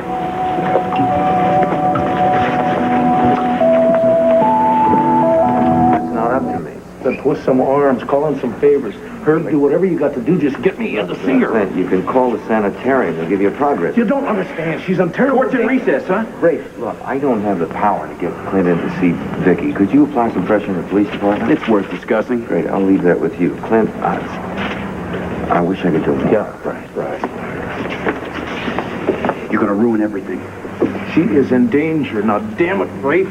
I want her to stop pretending that she is someone else before she gets herself killed. I told you, I have an undercover policewoman looking out for her. Fine. What if something else happens? What if something happens? That's a risk Vicky was willing to take. As far as everyone in Mountain View knows, she's Nikki Smith. Yeah. We can't blow her cover now. It's the one hope of finding the killer. There's a woman outside who says she's a very good friend of Vicky Buchanan. Her name is Wanda Wolick. Wanda? Oh, no. You don't want to see her? No, it's not that. It's just that she's a really good friend of mine, and I'm dreading having to fool her now. Oh, well, Dr. Spender is okay to visit, and she seems very determined to see you. So, if you postpone it... You're right. I'll just have to do it tomorrow. Please, go ahead. Send her in. Mrs. Wolick, you can come in. Hello, Vic. Hello, Nikki. Well, Wanda, honey, nice to see you. Welcome to my happy home. Let's sit down or something. You know, it makes me nervous, people standing all around. I'm the informal type. Well, we've always had that in common. Yeah, that and Vicky. It's funny. It's funny, you know. You and Vicky always been so tight. You know, when I used to be Vicky, I used to see you sometimes. I always tried to act the friendly part. Well, you fooled me. I guess that's how I am. With friends, I'm the friendly, the trusting type with friends. Yeah, well, I'm sorry I had to pretend with you and everybody else, but, well, those days are over. I mean, it's only Nikki Smith now. Take her or leave her. Is that in order? No, Wanda, that's a request. But if you're willing to put up with a secondary personality, maybe we could still try and be friends. You think so? It's very hard for me, Nikki. It's hard for me to say that. It's going to take a little getting used to. Okay. you know, Vicky and I were very close. I mean, we were from different worlds. Vicky was Le Petit Oiseau. They said a French restaurant. And I was Wanda's Diner, you know what I mean? Yeah, I think so. But it didn't seem to make any difference because we could talk to each other and we could trust each other. And you could trust me. I mean, I understand. I mean, if I were in your shoes, you couldn't be in my shoes. You've got little tiny dainty feet just like Vicky. But I have to tell you that Vicky was just too good a friend of mine to lose. Well, I'm real sorry she's gone. I know that. I just want you to know that I think we could try to work it out. We could try to be friends, because the way I look at it is this. Listen to me. The way I look at it is that you and she are like a part of the same thing. Like you're part of the same soul. You know what I mean? And that if you and I were friends, then maybe I could have a part of that soul and not lose any pieces of it. You know what I mean? Well, I didn't know you were such a philosopher. Well, just don't let it get out, because it would ruin my reputation as a diner, all right? What do you say? You want to be friends? Oh, Wanda, I'd be happy to be a friend. Leah, now that we have established your credentials as an expert in fingerprint analysis, I'd like to turn your attention to prosecution's Exhibit A. Thank you. Do you recognize this letter opener? Yes, sir. According to Captain Hall, it was used to kill the deceased, Dr. Marcus Polk. A fact already in evidence by the testimony of the police officers who found it still lodged in the back of the deceased. Now, you analyzed this letter opener in the police lab, did you not? I did. Did you find any fingerprints on it? Yes, they were easily detected. And shall we assume that you found Dr. Polk's own prints? Yes, sir, but there were others. Others? Several others? No, there were other prints belonging to only one other person. Could you tell us who that other person is? Yes, sir, he's sitting right there. Defendant, Mr. Buchanan. Thank you, Mr. Garcia. No further questions? Your witness, Mr. O'Neill. No questions, Your Honor. Very well, the witness may step down. Can't argue with the evidence, huh? Looks like we sealed it. Now, don't start gloating yet. We still have a long way to go. Prosecution may call its next witness. Your Honor, we feel that the evidence and testimony as presented are conclusive. The prosecution rests. All right. In that case, Mr. O'Neill, you may call your first witness. Thank you, Your Honor. The defense calls Clint Buchanan.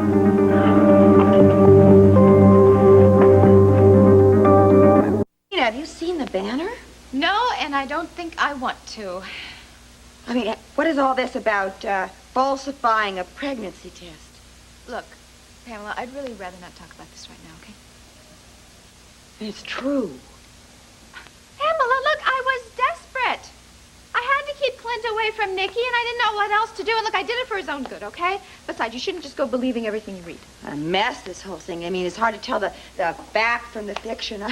I mean, did Clint really kill that doctor? I mean, was Vicky really herself when she was committed? Well, honey, her husband should have known that, one way or the other. Pamela, I really don't want to have to go over this with you again, all right? Every time you seem to think I do something wrong, it comes out I'm on the level, remember? Like these little Ace's love letters giving them to Dean Stella, huh? No, we found out it wasn't me, no. It was the chauffeur, right? This is the same thing. All right. And anyway, this afternoon I'm going to do something to correct my public image around this town. And I'm going to tell them the true story, and then at least it will erase from their minds the story that they're all laughing at now. How are you going to do that? Well, first I got all worked up and worried about how I was going to convince the public that I'm not just some conniving little lunatic. Well, then it occurred to me, all I have to do is buy 30 minutes airtime on WVLE. Much has been said of that last meeting you had with Dr. Polk. Can you tell us about it? Well, Vicky and I were both very nervous. Why was that? Well, everything that mattered was riding on Dr. Polk's decision. And did that meeting turn out to be the disaster you had feared it was going to be? No, it was quite the opposite. He very quickly set our fears to rest. How did he do that? Well, for one thing, he was very friendly. He was the same caring, dedicated man that we had known for so long. He was very pleased and confident when he gave us the good news. Objection, Your Honor. The defendant has no way of knowing what was going on in the victim's mind. Sustained. What do you mean I have no way of knowing? I was right there in the room. Mr. Buchanan, you're not here to challenge the prosecution's objections. You are here to answer the questions as asked. Is that understood? Your Honor, Mr. O'Neill, you will limit your questions to what the witness actually heard the victim say. Yes, Your Honor. Thank you very much. I'm sure we both understand. Now, Mr. Buchanan, did Dr. Polk tell you and Vicky that he'd reached any kind of a decision? Yes, he did. And what was that decision? He said he was convinced that Vicky was fully recovered and no longer was Nicky Smith. And was he willing to sign papers? Did he tell you he would sign papers to that effect? He certainly did. There wasn't a doubt in his mind. Objection. I'm just trying to make it clear. Mr. Buchanan, you've already answered the question. Spare us the speculation. Mr. Buchanan, Clint, and on that piece of wonderful news, did Dr. Polk offer you any advice? Yes, he did. He suggested that Vicky and I, take the boys and get away for a while. He said that the press would probably be on our doorstep as soon as the news came out. Right, so in order to avoid publicity, he suggested that you take a long overdue family vacation. Is that correct? That's correct. We even said we'd send him a postcard. So in other words, the session ended on very friendly terms. Very friendly. Very happy. Which is why I know that he couldn't walk back to his desk, picked up the pen, and signed those damn commitment papers. Buchanan. No. Mr. Buchanan. I was there. You weren't. You're in a court of law now, Mr. Buchanan, and you will abide by the rules. The objection is sustained. Let's go back to the beginning. No, I don't want to go back to anything. I want to make this crystal damn clear. When Vicky and I walked out of that office, those papers were definitely not signed. Which means that someone forced us to sign those papers after we had left. Restrain your witness. Now, it had to be someone. Mr. Buchanan, there'll be order in this court, Mr. Buchanan. Will you please sit down? Each. Oh, Tina, that's going to sound a little self-serving. Oh, no. I'm going to be interviewed on TV by a very famous East Coast personality, Mr. Graham Walker. Only you already told him what questions to ask, and he already knows what the answers are. Not exactly. No, but I did pay him enough that he can use his celebrity status to try to undo all this terrible libel. Gina, I think the best thing that you can do right now is stay out of the public eye. People forget yesterday's gossip with tomorrow's headlines. Pamela, a court testimony is hardly yesterday's gossip. All right. But when it comes out later that you may possibly have bribed a TV person, I don't know how they're going to feel. I didn't bribe him. I paid him. It's totally different. I don't think people are going to see it that way, and I don't understand why you care so much about people you don't know what they think or feel about you. Well, that's easy for you to say. You're a missionary's daughter. Your reputation is like sterling.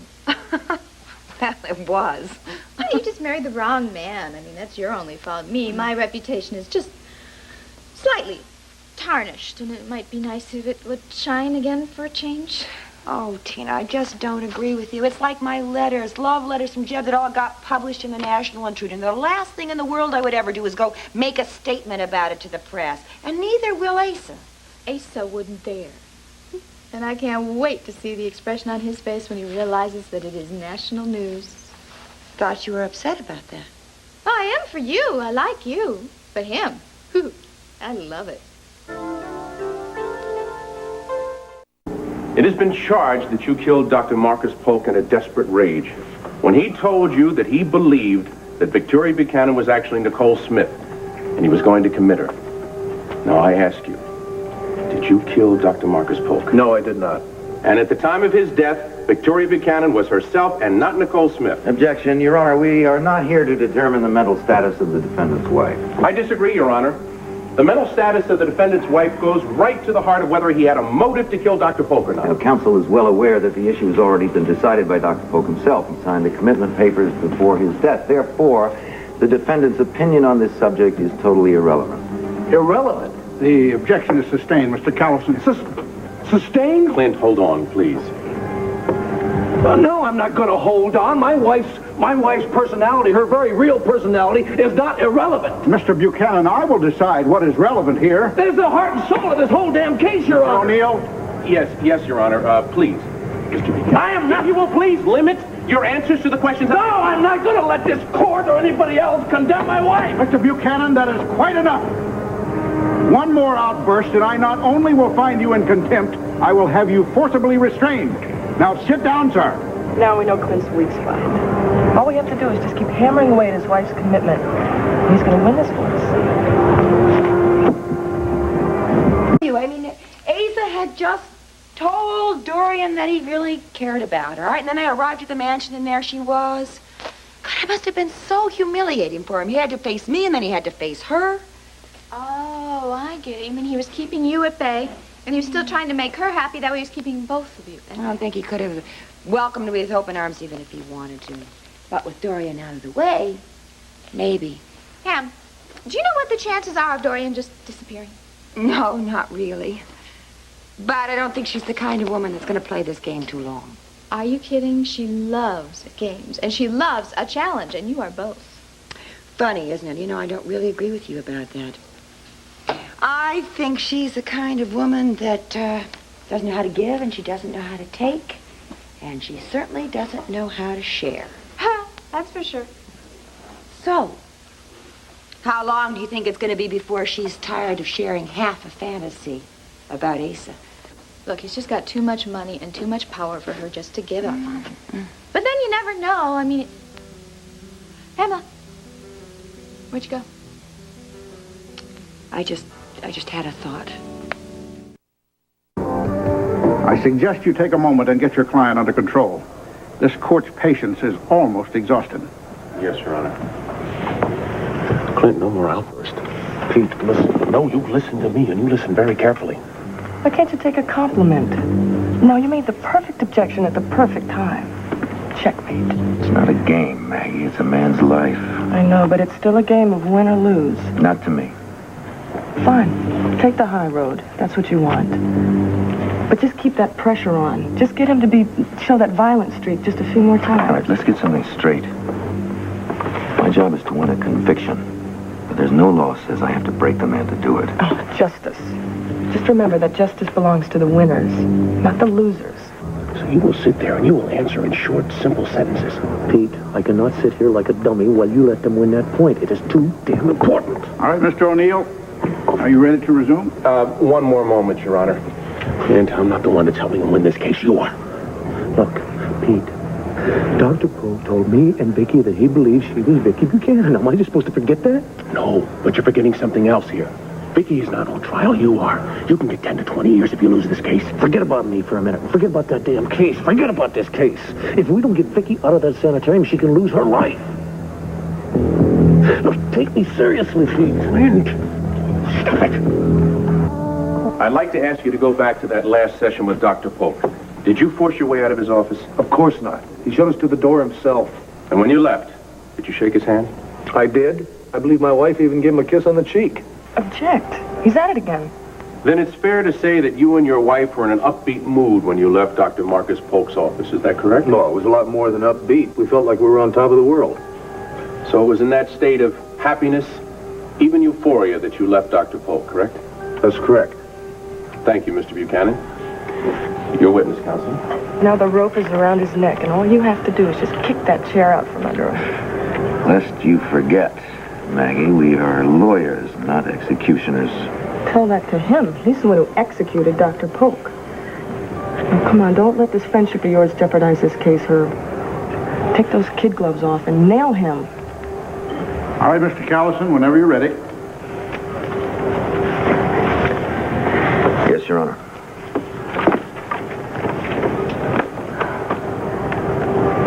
Mr. Buchanan, you have provided this courtroom with a scenario for your last moments with Dr. Polk. It's not a scenario. It's what happened. Yes, you would have us believe that. The session went perfectly. You parted on the friendliest of terms. A happier ending would be hard to imagine. But happy endings are reserved for fairy tales, are they not? Objection, Your Honor. I'm afraid. Now, as much as you and others, myself included, might wish your account to be accurate, it is just that, isn't it? Wishful thinking. No, Mr. Callison, it is the truth.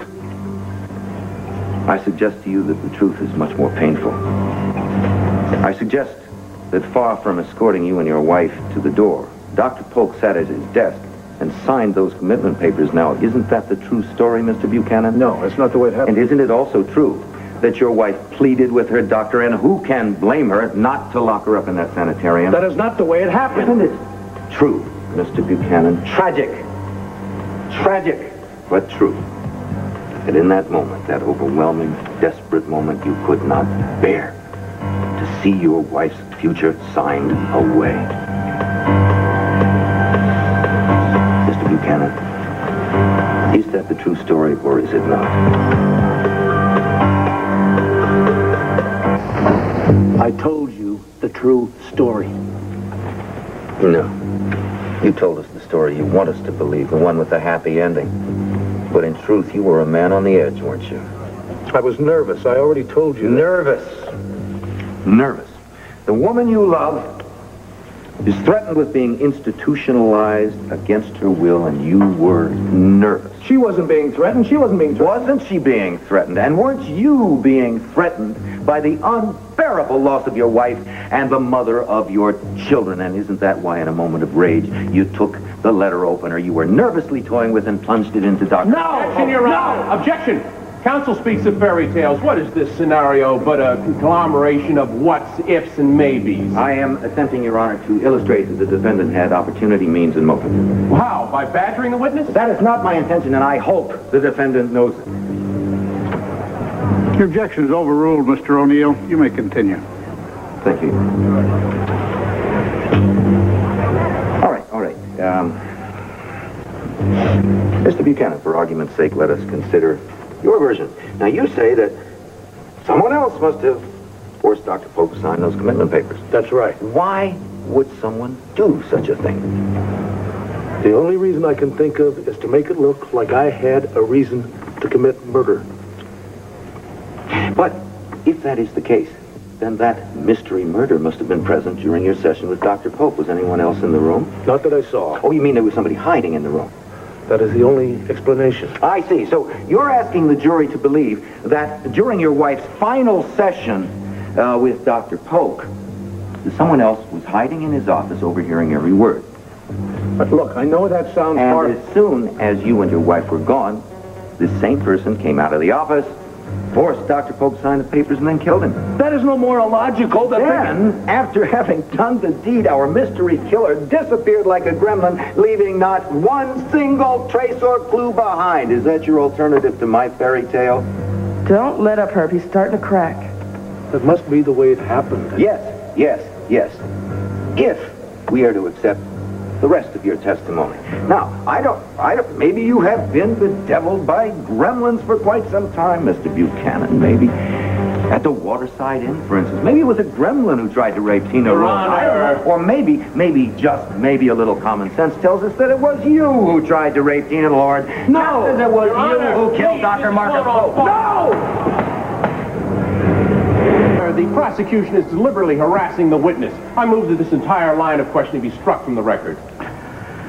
Well, I hardly think that's necessary, but I am instructing you to not provoke the witness. Your Honor, I will do my very best, but it is clear that the defendant in his current state of mind is easily provoked. Your Honor, really? Mr. O'Neill, I am merely pointing out that you yourself provoked him in his early testimony. Well, now that you two have had your little sparring session, could we continue? Yes, of course, Your Honor. Prosecution is Exhibit A. Thank you. Pardon. The murder weapon? But this was not the true cause of Dr. Polk's death, was it? No. This jury has seen far more compelling evidence today. This jury has seen a man's desperate, uncontrollable temper. Your temper, Mr. Buchanan. And isn't that really what drove you in a moment of blinding rage to kill Dr. Polk? I didn't kill anybody! Yes, thank you, Mr. O'Neill. You saved me the trouble of banging my gavel. Mr. Callison, you will save your summation to the jury for the proper time, and you will direct your questions to the witness. Yes, Your Honor.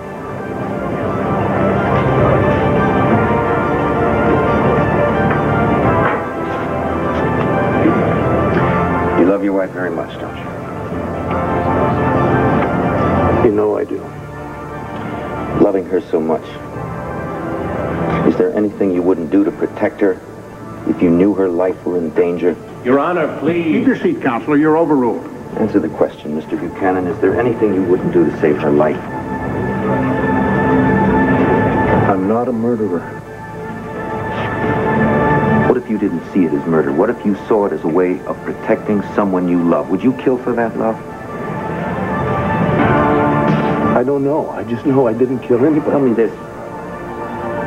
If Dr. Polk signed that commitment paper, wouldn't that have meant the loss of your wife? Wouldn't it have meant that she would have been put away in a sanitarium for the rest of her natural life? I told you he did not sign anything. More than you could take, Clint? The loss of your wife, wasn't that enough to make you pick up a weapon, a letter, for instance, and drive it into the back of the man who had come between you and someone you love? Damn you!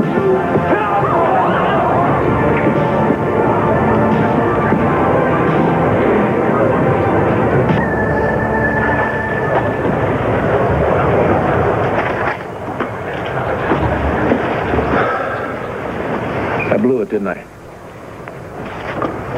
I mean, I just crucified myself by jumping Herb Callison. Right? Well, let's put it this way. I'm rewriting my closing statement. Taking out all references to my not losing control of my temper? Something like that.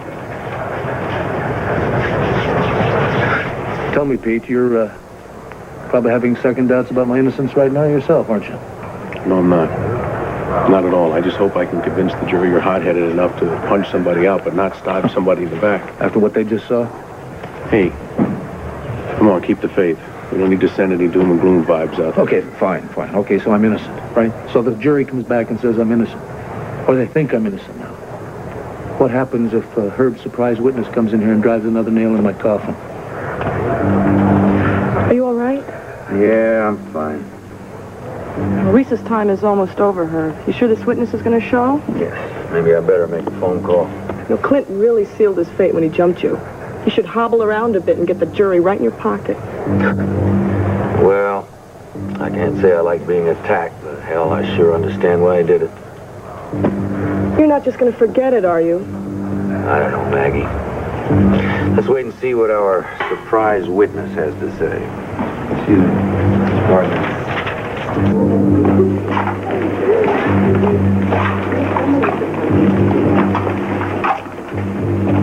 Hello, Nikki. Oh, Lita. Hey, kid. What you doing? Just taking Lolly for a walk. What are you doing? Oh, mostly thinking about my husband. You know, Clint trial. Here, hold Lolly. She'll make you feel safer and warmer. Okay. You know something, you're right. Lolly's a great comfort.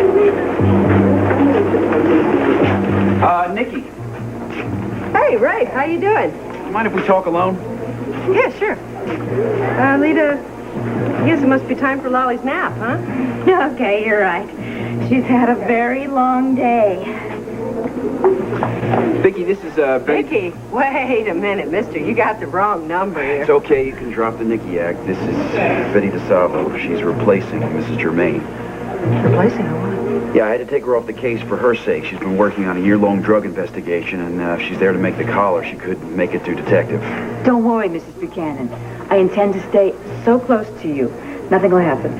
And if you don't see me, don't worry, I'll be there.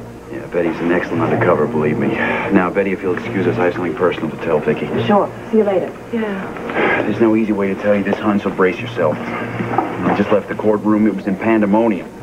Herb goaded Clint on the witness stand till Clint got up and then tried to slug her. Oh, Rafe. Oh, Rafe, there's no way that the jury's going to overlook Clint's violent streak now. Exactly. We're going to have to do something absolutely drastic to help him. Oh, dear. Oh. Oh, dear. Yes, well, thank you very much for calling. I appreciate it. Dorian, are you in here? Yes, in the living room, Asa. My goodness, what are you doing back here? Ask your damn ex-husband subpoena me to testify against my own son. Your man can't go down and was spreading Texas with his grandchildren about the lowlifes finding them.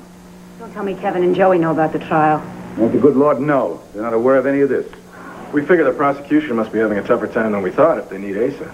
Obviously, he's going to be a hostile witness. Well, I'm going to tell you something, Woody. I'm not going to make that case, that's for sure. I don't think they're going to need you just now anyway. It seems as though Clint sort of wanted to, well, he got upset on the witness stand. He decided to try and rearrange my ex-husband's face. Did they have to drag him out of the courtroom? No, Herb talked the judge into letting Clint stay, but unfortunately the damage had already been done in the eyes of the jury.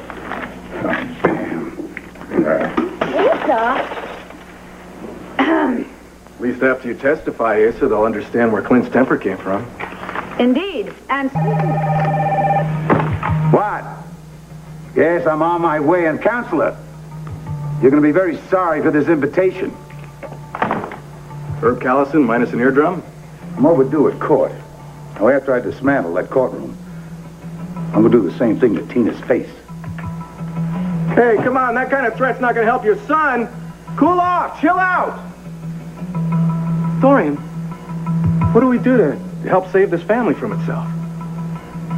Frankly, Woody, I'm sick of trying. What you're doing right now is drastic enough. I know, but... why don't we talk in my room, huh?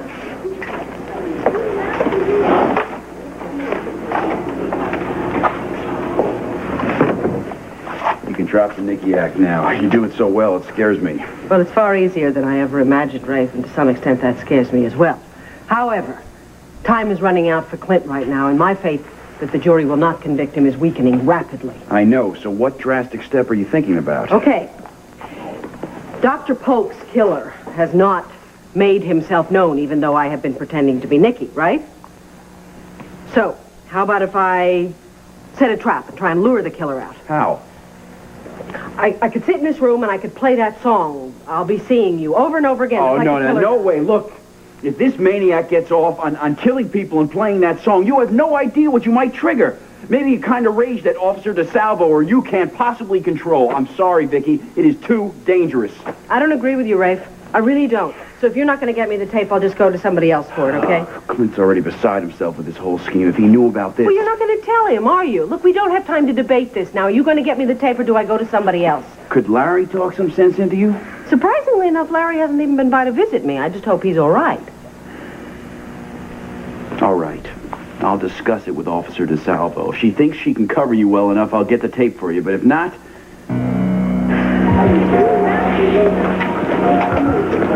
Hi there. Oh, hello, Tracy. Hey, tell me, do you think that Nicole Smith is having an affair with this cute detective that's always here? Could be. I don't really know. Well, I don't know. For the amount of time he's here, he's got to be doing a lot more than police work. You know, I mean, every time I try to get in her room, he's there. It probably just has to do with the murder trial.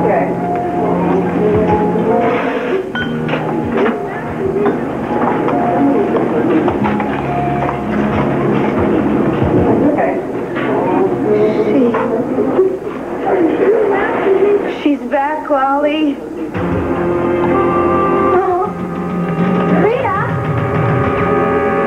Franklin, perhaps our watches are set differently, but I believe the time you given the prosecution has lapsed. Indeed. Here he is now. Oh. Your Honor, the prosecution wishes to call Mr. Asa Buchanan. Paul, Callison subpoenaed me. Judge, I'd like a word in private with you. I'm afraid not now, sir. Bailiff, would you swear in the witness, please? Forget it. Your Honor, understandably, Mr. Buchanan is a hostile witness. I don't care how many contempt charges you put against me. I will not testify against my son, an innocent son. Ah, it doesn't matter. Just tell the truth. What you got to say isn't going to save me or hang me. Just tell him. Would you step to the bench, Mr. Buchanan? You can't make me testify. Are you deaf, sir? Or do you not understand plain English? To the bench!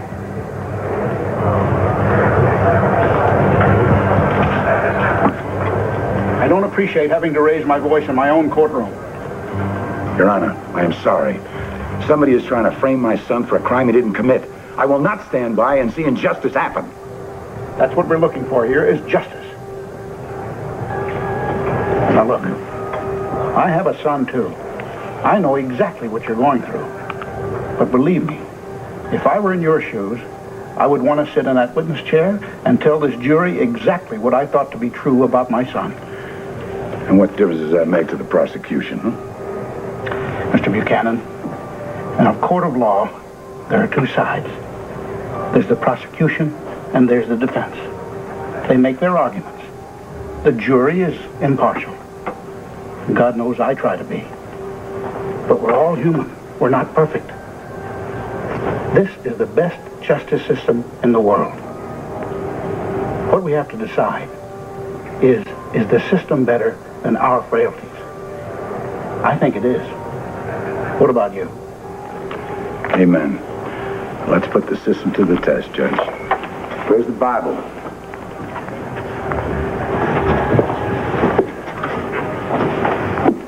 State your name.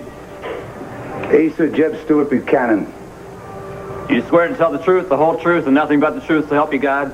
I do. Under protest. Thank you, bailiff. You may be seated, Mr. Allison. Thank you, sir. Mr. Buchanan. On the night of February 10th, your son Clint called and asked that you be his best man at his remarriage to Victoria Buchanan. Is that correct? Yes. At that time, did you believe she was Vicky, or did you think she was her secondary personality? Objection, Your Honor. I don't see what this man's opinion has to do with in a murder trial. Yeah, I am again establishing the defendant's motive and state of mind, Your Honor. Overruled. But I will give defense the same leeway in his cross-examination. Answer the question, Mr. Buchanan. I wasn't sure if she was Vicky or Nikki.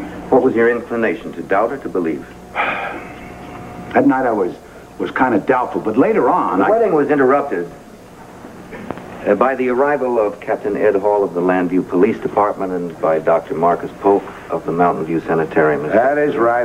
They arrived at the I Do part.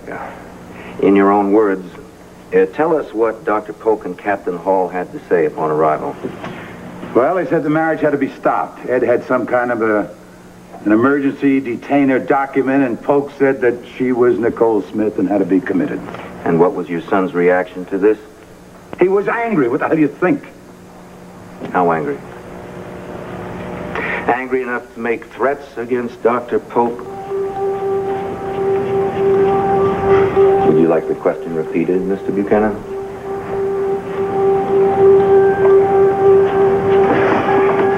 He made threats, yes, to protect Vicky. Didn't you say just now you weren't sure who she was? I know now she was Vicky, and so does he. Thank you. Now, did your son on that night back up those threats with any kind of physical violence?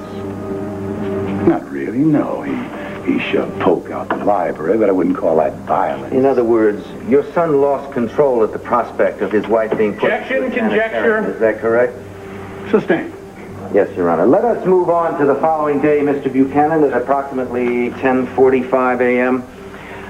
Your son, Clint, called you from Dr. Polk's outer office while his wife, rather his ex-wife, was inside being questioned. Is that correct? Yes.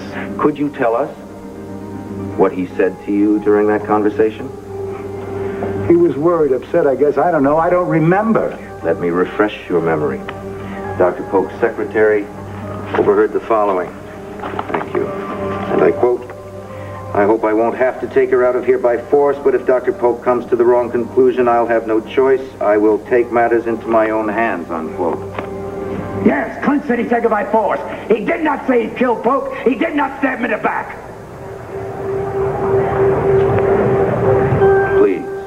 do not elaborate. I answered your question. What the hell else do you want to know? Since you brought it up, let me ask you this. Would your son kill to protect his wife? Objection, Your Honor. The witness wants to speculate. I'm all for it.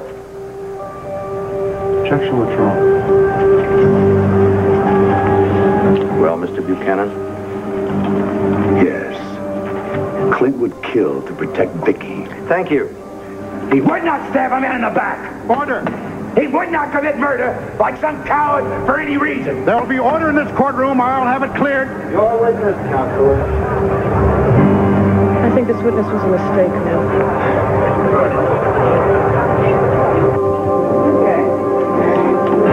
Rita, how are you? I wondered if you'd still be here. I thought you were gone forever. Oh, I'm just back for a little while, helping out, that's all. Some of the patients think I'm new around here. I'd like to keep it that way. Nicole Smith, for instance. She's not to know that I ever worked here before. Get it? It's very serious. Hey, you say hello to old Clint for me, all right? Yeah, I'll and you do tell that. him I hope he gets out of his mess pretty soon, okay, Detective? Okay, I'll do that, Miss Smith. Bye now. Yeah, take it easy.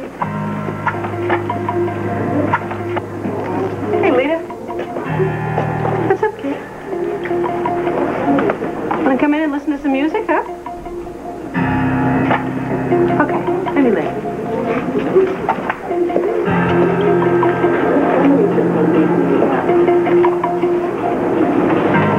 Remember what I said, Lita.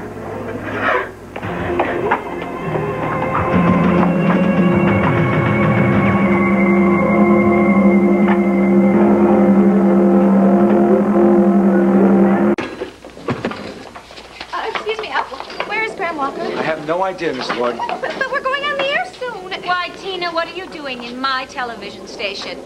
Dorian. Yes. I also hear you're going to be doing an interview? Yes, that's right. Graham Walker is going to interview me, and I'm going to get a chance to set the record straight. Oh, I'm so sorry to tell you this, but Graham Walker's been taken ill. You aren't serious. Oh. 5 minutes on air. Well, who's going to interview me? Don't worry. You're going to get your moment on the air to set the record straight. In fact, 30 minutes of moments.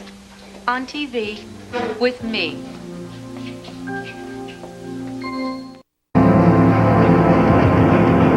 Hey, hello there. Oh, you startled me. Sorry, I guess we don't know each other, huh? No, I'm new around here. I'm a nurse's aide. I'm Tracy. I'm Betty DeSalvo. Oh, well, it's a great place to work. Except everybody's a little on edge about this whole Dr. Polk death. Well, I'm new here, too. I didn't know him. But I know what you mean by everyone being on edge. You know, I'm supposed to be monitoring who goes in and out of Miss Smith's room. Oh, really? Why is that? Well, it seems that her husband or ex-husband or whatever is on trial for the murder. And Dr. Spender is afraid that maybe one of the patients might try to retaliate. Oh, that is awful. Well, I just have some things I needed to fill out on her admission form. Oh, no. Got the wrong patient file. Guess I'll be back later to see her. 10 to 1, Betty DeSalvo is a cop, not a matron. Vicki Buchanan's suicide is going to be harder to arrange than I thought.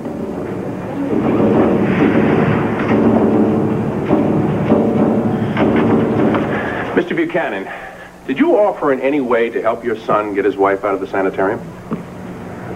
Yes, I did. That was on February the 10th, the night that the wedding ceremony was interrupted? Yes? And where did this conversation take place? In Dr. Polk's office. He was talking to Vicky. I stopped by to see what was happening. I told Clint to forget the rules and just take her the hell away from here. How did he react to that? He said it wasn't the Old West anymore, and he played by the rules.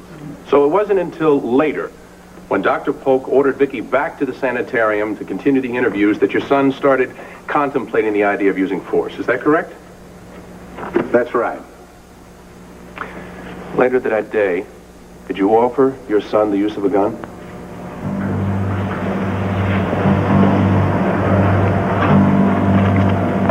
Would you please answer the question, Mr. Buchanan? Yes, I offered him a gun. And what was his answer? He refused the offer. They didn't want it, didn't need it. So in other words, when he left your house, Clint Buchanan had no intention to murder Dr. Marcus Polk. Objection, Your Honor. Sustained, Mr. O'Neill. Sorry, The jury will disregard the defense counsel's last remark. Well, let's move on, Mr. Buchanan. Later, when Clint and Vicky returned home to pick up the children, why didn't they use one of Clint's other cars? He said he needed something bigger, a station wagon, had a lot more room for the luggage and the kids, and I rented it for him. Mm-hmm. And what was Clint and Vicky's mood at the time? Now, I'm going to have to object to this. Why? You asked for this witness pure speculation earlier. I'd like the same right. Answer the question, Mr. Buchanan. Gladly. They were a very happy couple, loving and carefree. All their troubles behind them. Finally, reunited with their kids, their family again. They were not like a couple running from the law or people who had just murdered somebody. Did they tell you where they were going? No, sir. They didn't want anybody to find them. They wanted to be alone. They wanted and needed a vacation. Later on, it did look bad. But I tell you, the only motive those two had was peace and happiness. The prosecution asked you earlier if you believed your son would murder a man to protect his wife. Now, I'd like to ask you a last question. Would your son stab a man in the back to protect his wife? No, I raised my son to be a man. No real man would ever do that.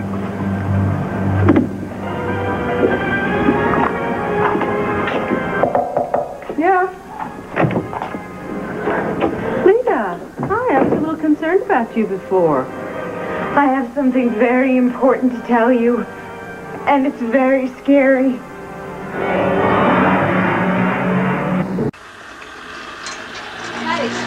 Yeah, make sure they're fresh Now, flowers Dorian, on you the just set. hold on here a minute. Now, I have some rights here. I paid $1,000 to be interviewed by Graham Walker. Oh, really? Yeah, not to mention all the money I paid for the airtime on this station. Oh, but that was before I once again resumed my position as general manager here. New management, new policy. That's just the way it goes. Who painted Oh, no, the wait. Now, this sets? can't be Color. fair here. Now, there must be Speak to the somebody set over your designer. head I can talk to.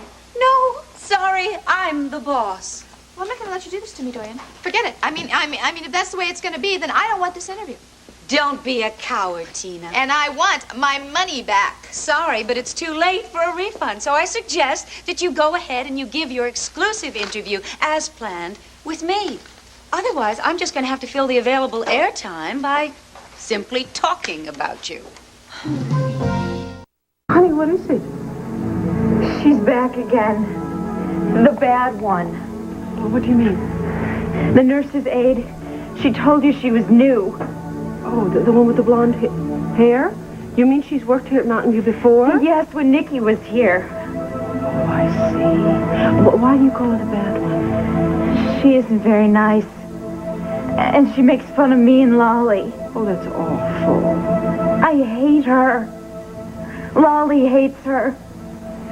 We're both very scared of her, and you should be too. Thank you for the warning, Lita. She warned me not to tell you this. If you don't see me around very much anymore, please understand, Vicky, it's because of her. You poor darling. Thank you very, very much, Lita. You may have done a lot more than just warn me.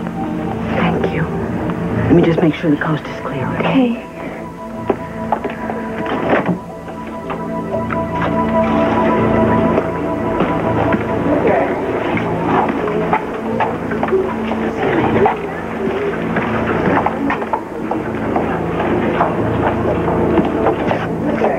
If Nikki knew her, then I really blew it. Hey, Mrs. DeSalvo, can I talk to you a sec? Yeah, sure. So not only do we have the concrete evidence, the defendant's fingerprints on the murder weapon, testimony from various sources that he began threatening Dr. Pope from the moment the doctor wanted to commit Vicky Buchanan and Nicole Smith. We also have Clint Buchanan's actions after the murder. His flight from the state of Pennsylvania, a vacation of indeterminate length, driving a car purposely not registered to him, checking into motels under assumed names. And on top of all this, ladies and gentlemen, we have motive. A man's love for a woman taken from him by a series of crises which led to emotional instability. Now, this man, Clint Buchanan, tried in vain for months to win the love of Nicole Smith. She rebuffed him, sold the family newspaper, even divorced him. According to Tina Lord, he even resorted to a very dirty trick in order to bring his loving Vicky out of her secondary personality. Tina Lord claims the trick did not work. The defendant claims it did. I say to you, it really doesn't make any difference whether it was Nicole Smith or Vicky Buchanan that Dr. Polk ordered committed. It mattered only in the heart and mind of Clint Buchanan. He believed that he had saved his wife, unearthed her, after digging for so long. And so.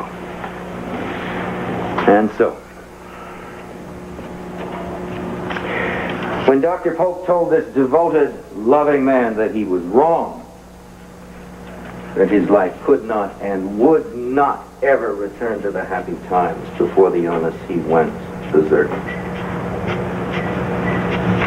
For one brief moment, filled with agony and passion, the defendant lost all cognizance of right and wrong. On the table, a letter opener, the doctor, the man who had ripped his dreams apart, was turned away from him. Clint Buchanan grabbed that letter opener and plunged it into the back of Marcus Polk. Ladies and gentlemen, this is not just a chilling scenario. There is no room for reasonable doubt. Despite his standing in this community, his devotion to his children, Kevin and Joey, despite the belief of those close to him that he is incapable of such actions, I deeply regret to say that the only conclusion which can be drawn is that Clint Buchanan not only was capable, but actually followed through on his impulse to save the woman he loved from a sanitarium. Therefore, the state asks that you find the defendant, Clint Buchanan, guilty in the 3rd degree of the murder of Dr. Marcus Polk. Thank you.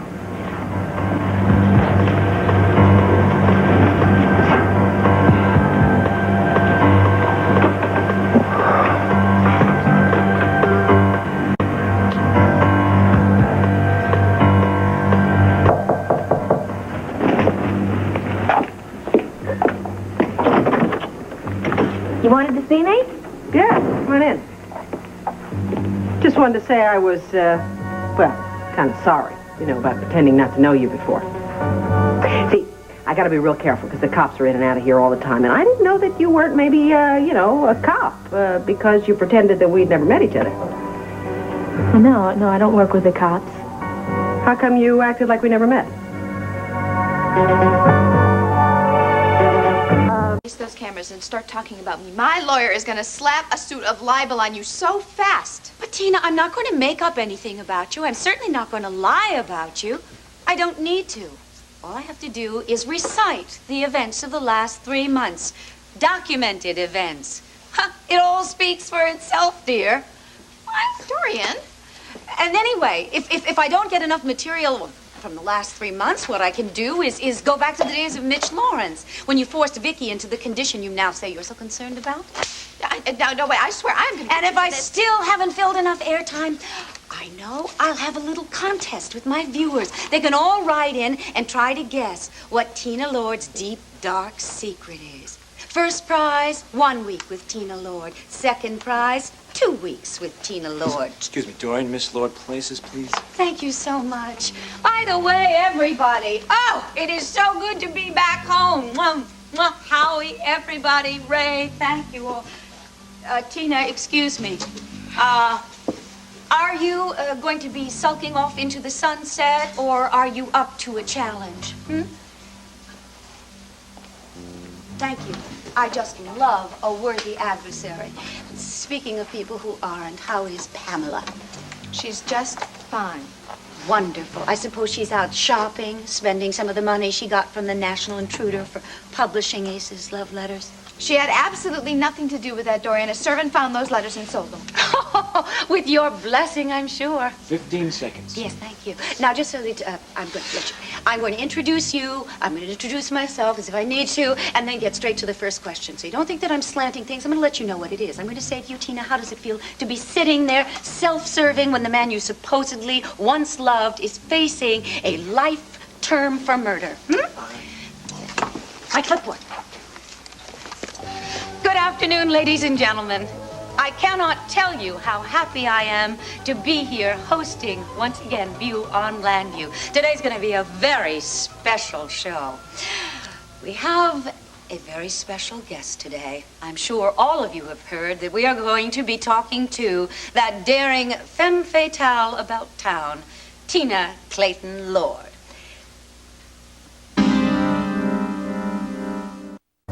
I wasn't sure if you were Vicky Buchanan or Nicole Smith. And so I decided since you didn't know me, you were probably Vicky. Oh, yeah, well, you know, the cops keep wondering that, too. Which one of me was there when old Pokey got killed? You know something? They were wrong. It was really Vicky that the good doctor was going to commit. I mean, I'm sorry he died and all that, but, you know, at least it brought me back, and I'm back for good. Oh, well, that's good. It's good to have you back. Except it's going to be pretty hard for you to get out of here now, isn't it? I can handle it, don't worry. Lunchtime. Oh, great, I'm ready. Well, we'll be seeing you. Talk to you. Yeah, listen, I'm glad we straightened it out, you know? Okay. Well? I don't know if she's telling the truth or not. I mean, she's very frightening to Lita, but I don't know if she's a killer. Oh, by the way, here's a tape that Detective Garrettson dropped off. Okay, thank you. I'm telling you, if I'll be seeing you doesn't draw out this killer, then maybe this whole theory is dead wrong. Oh, Clint, I'm trying.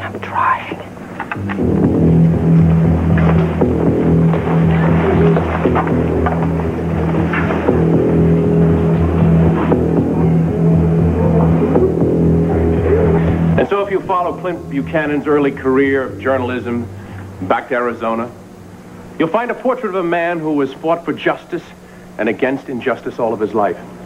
So what would you expect of a man like Clint Buchanan when faced with the injustice of a murder charge? Would you expect him to sit by calmly in this courtroom while the prosecution heaped upon his back the charges of murder, all circumstantial, I might add, bit by bit upon his back? Or would you expect Clint Buchanan to react with the same gut anger and moral outrage that he's always used in behalf of other people? I believe that any one of us might have gone after the prosecutor under the same circumstances. And I believe that if you search your heart, ladies and gentlemen, you will find that any one of you, myself included, would have threatened to use force when faced with the possibility that the psychiatrist might find our beloved lost to a second personality. Think about it. I know how I would react. The prosecution is correct when it describes Clint Buchanan's his anger and his passion when he found out that no one would believe that Vicky Buchanan had returned. But he is absolutely wrong when he said that it drove Clint Buchanan to this act of passion, of cowardice.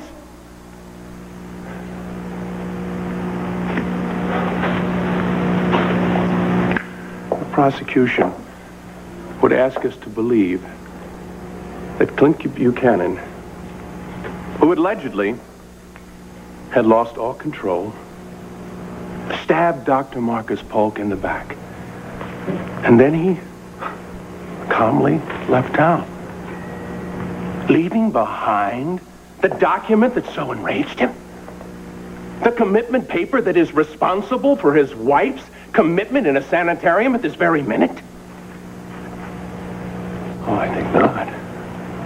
And He goes home. He gets his children. He drives off, exposing those children to the dangers of life on the run. I know that man! He would never endanger those children. Run, yes, but alone. He would never endanger his children. But he didn't, did he? Why? Because he had done nothing wrong. There was no reason to leave those children behind. Ladies and gentlemen of the jury, if in your deliberation you overlook this man's character and his love, then you will add agony to a man who has done nothing but fight for justice and his family all of his life. If you find Clint Buchanan guilty, then you will be responsible for the biggest injustice of all. For despite what the prosecution has said, and all of their circumstantial evidence, I submit to you that we have created here room for reasonable doubt. And you have no choice but to find Clint Buchanan not guilty. Thank you.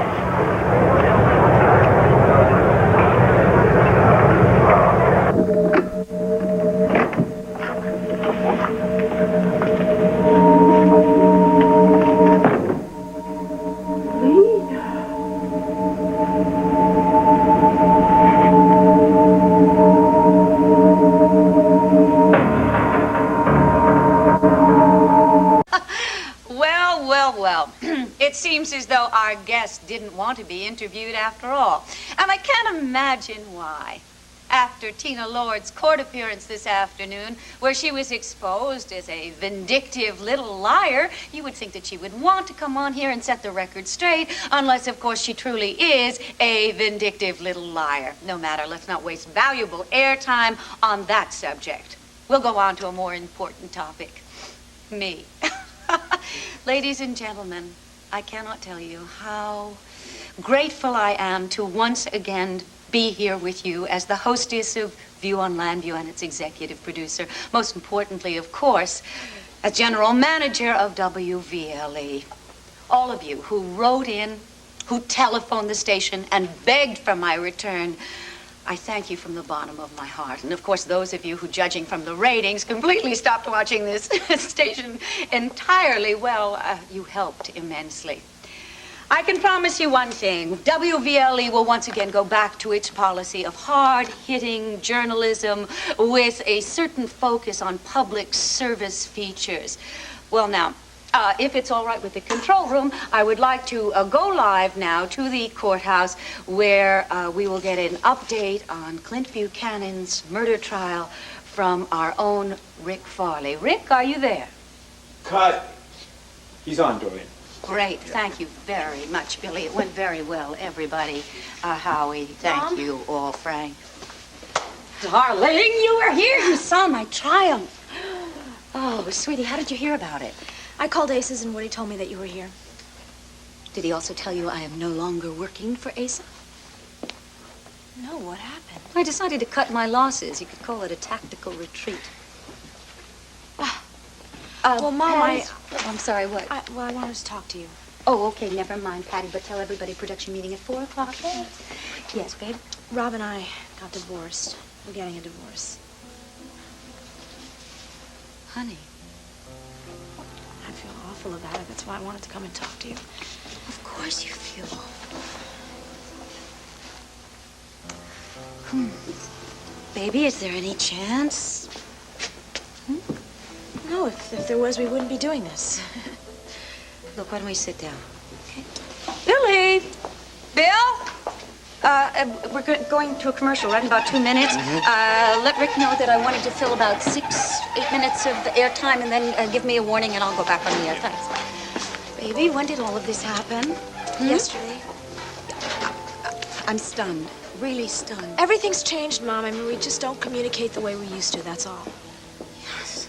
Well, you poor thing. I mean, you know, you've really had to grow up, mature overnight, haven't you? I had no other choice, didn't I? When I confronted Rob, I thought for sure that he would say, well, let's try and work this out. But But he got so defiant and so angry. Oh, I mean, this marriage that we used to treasure, I mean, it's nothing now. It's nothing, and I can't imagine what could have happened. I'm sure it's a series of events. But I still can't imagine what exactly happened. I don't see it. Honey, maybe it's not over for certain. Maybe the reality of a divorce will I mean, I'm the shake only him person that he really has, you know. Since his mother died and his father might as well be dead. Who else is going to be there for him? Listen to me. It's okay. You can let down. It's all right for you to be heartbroken if you want, but eventually you're going to have to stop worrying about Rob and start thinking about yourself. Now then, have you talked to Herb? Is he going to handle the divorce for you? No, I got another lawyer, somebody who's neutral, and I haven't told Dad about it yet. I know he'll try to talk me out of it, but everything's already in motion.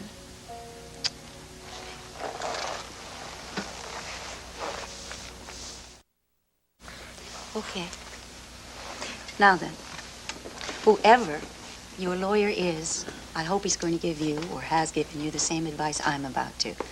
In one word, alimony.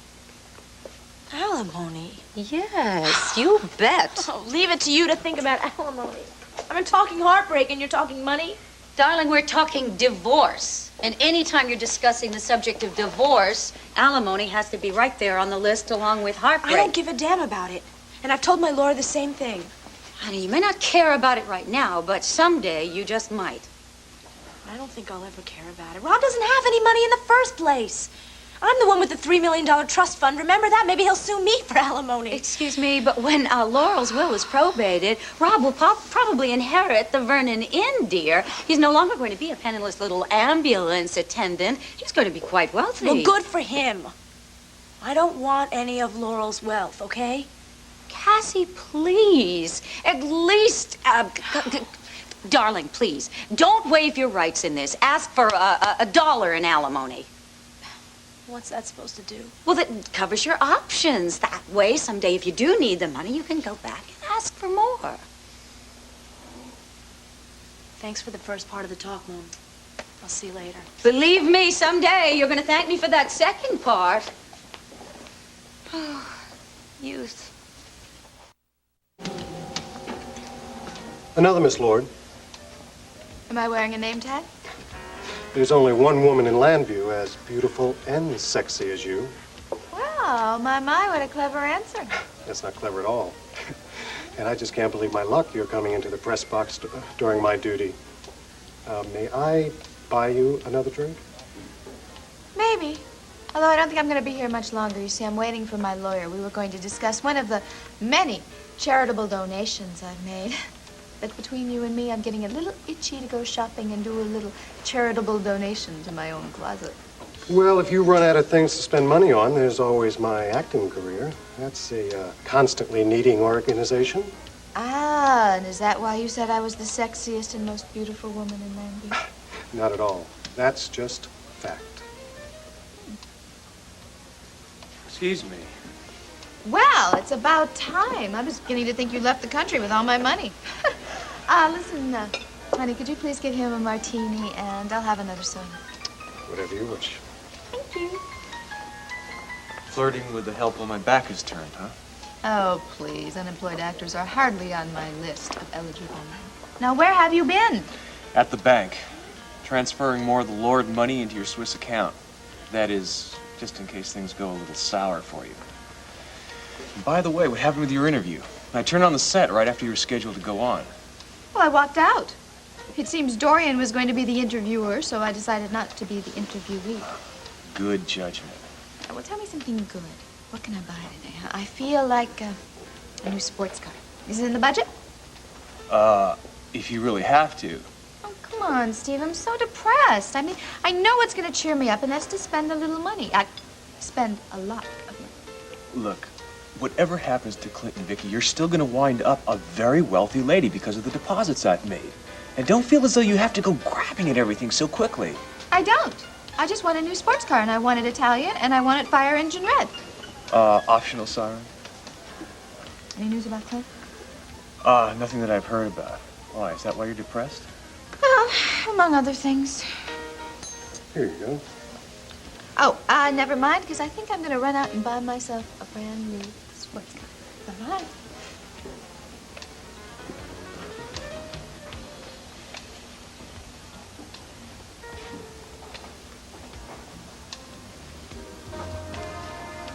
Oh, waiter.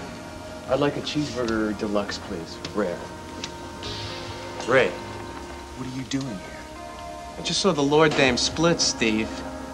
Mitch Lawrence is getting very antsy. So when are we making our move on Tina and her bread? Lawrence, stuff it. I don't think you really want me to bring back that message, Steve. Look, I've been doing all the work while he's just been sitting around. Man, he's underestimated his ex-girlfriend's IQ. Yeah, but he doesn't consider her his ex. So I hope you're not after anything more than just the money. Just tell Mitch to be a little patient. Why? What for? So you can keep all the money for yourself? What did you say? You heard me. You're embezzling it, aren't you, Steve boy? Yeah, you're planning on taking all this money, keeping it, maybe splitting from the country, huh? Yeah, all while Mitch can't get wise to it. Yeah, right. You're crazy, man. Yeah, and you're scared, man, because this is a big sting. Get lost. Come on, man, I can help you. Just cut me into all the action, right? And then you and me, we can both retire to Rio. But you cut me out. And I'm gonna tell Mitch all about your little scam. Think about it. But don't take too long.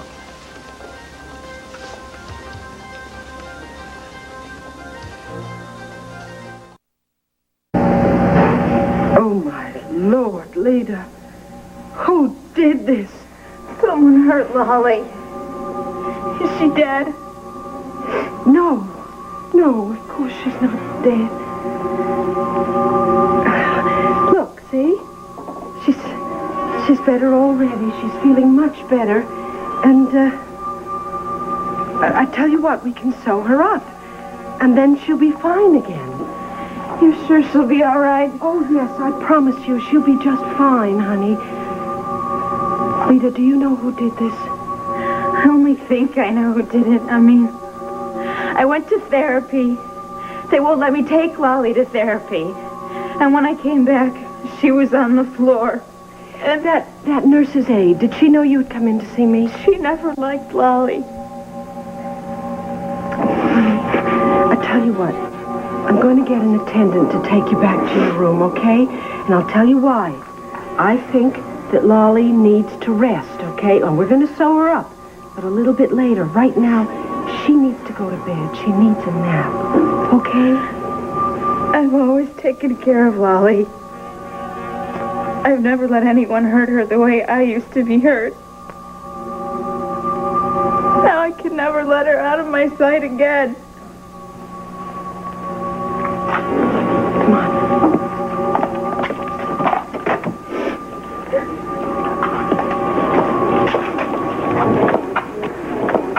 Oh, listen, come here. Would you take Leda back to her room, okay? And you get her doctor for her, okay? It's an emergency. Trust me on that. Sure, I'd be glad to. Come on. I'll see you in a little while, kid, okay? You take it easy.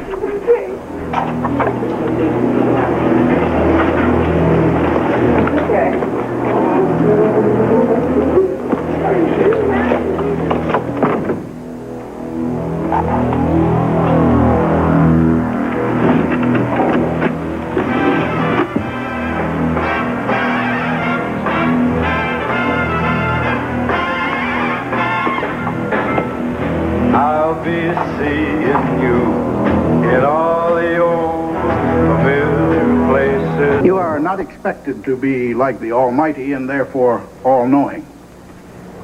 You will base your decision on the evidence and the arguments presented as you perceive them. We ask only that you find your decision of guilty or innocence by virtue of your own good conscience.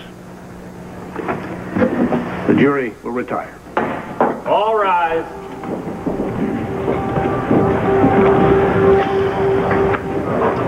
Well, Counselor? It's the hands of God now, Clint. Don't you mean God and the jury? I guess I'm hoping the jury will be influenced by God's grace. Any bets on how long before they bring in the guilty verdict? I wouldn't be too sure about that verdict, Maggie. Well, then you have no faith in your brilliant prosecution, Mr. D.A. You know, maybe I should have refused to testify. No, absolutely not. You really helped. I believe that. Now, Paul, what you said didn't hurt me, even if it didn't help me. And if they find me guilty, it's not your fault. Well, old Pete here gave him a lot to think about. I'm glad I hired John, boy. Just wish I knew if I deserved that compliment or not. I wish I knew what the hell was happening with my wife. All day through in that small cafe, the park across the way, the children's carousel, the chestnut trees, the wishing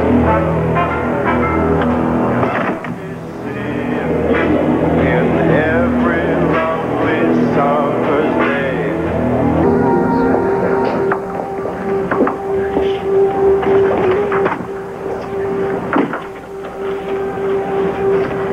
How about a late lunch, Herb? I'm not hungry, thanks. I'm exhilarated. Aren't you? Closer to depression, I'm afraid. I'm going to call the office, check in.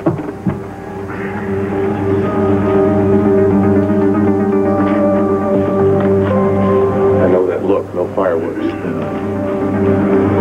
I just can't believe it. I mean, I'm sitting here in a courtroom awaiting a jury's verdict for a murder I didn't even commit. I can't believe it. That's exactly the conclusion they're going to come to. Yeah. Look, Pete, is there any way you can pull some strings so I can see Vicky? What, the sanitarium? No, there's no way they're going to allow that. Why?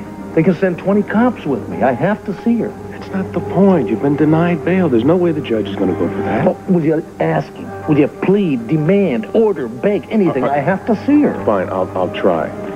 But I go through the DA first. I better go try to find Herb. I don't want to have to deal with that one.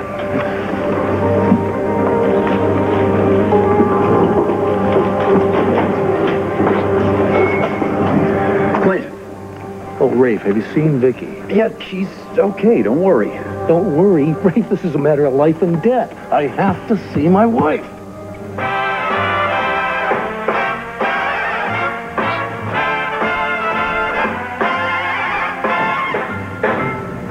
I'll be seeing you in all the old familiar places. Hey! What are you doing turning off my favorite music? But what are you doing, hiding? In my closet? I was looking for something. When do you come off sneaking in here, shutting off my music? Look, first of all, Mickey, I was not sneaking. You sure as hell didn't knock. I sure did, but this music was so loud nobody could hear me. Look, you're disturbing the people around here. The people around here are already disturbed. And a lot of the people around here are taking a nap, and blasting music annoys them. What's the matter? They got something against old Blue Eyes? Maybe you do, huh? No, Frank Sinatra's a little before my time. Oh, yeah? So what? He's still the greatest singer in the whole world. Look, I'm not here to debate this, okay? You're driving people bananas with that music. So, I'll play it soft. All day through in that small cafe. You know anybody around here likes Frank Sinatra besides me? Maybe we could trade tapes or something. Hey, what is going on in here? Hey, look at this, Mrs. Salvo. This patient has a knife. Now, where did you get this, Nicky? I was walking out in the hall. That kid Lita was looking like a pallbearer carrying a rag doll. Would you believe that somebody slashed that doll to bits and left the knife sticking in its back? I'll take the knife. I'll dispose of it. Somebody around here is really sick. Poor little Lita. She's harmless. She hasn't got a thing in the world except that doll. Well, that just goes to show how careful you've got to be about provoking people around here. Now, turn down your music. Or Dr. Spender won't let you listen to any at all.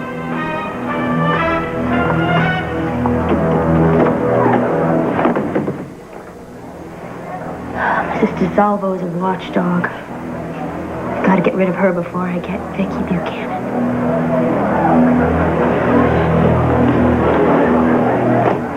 I don't know, Mrs. DeSalvo. I mean, it's the same. She gave me no proof that she's a killer, but I know that song unnerved her enormously. I don't know. I'm going to do some checking on her. What's her name again? Tracy something. I don't even know her last name. Look, if she comes into you again when I'm not around, get out in the hallway. Don't let her trap you in here. Be more careful.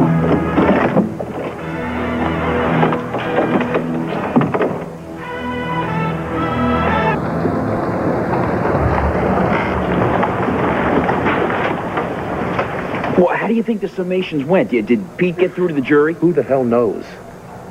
Rafe, look, you have to put a stop to this masquerade that Vicky is playing. Clint, I was against it at first myself, but Betty DeSalvo, the undercover cop, she's excellent. She's on top of that. Oh, hell. Any police department that arrests me for a murder I didn't commit is not on top of anything. I'm not about to trust them to take care of my wife. Look, to drop it now, Rafe, I put her in... If I am convicted today, the boys are going to need Vicky more than ever. They're going to need their mother more than ever. Now, she has to stop pretending to be Nicky Smith and get out of that institution. To drop it now might put her in more danger, Clint. How the hell do you figure that?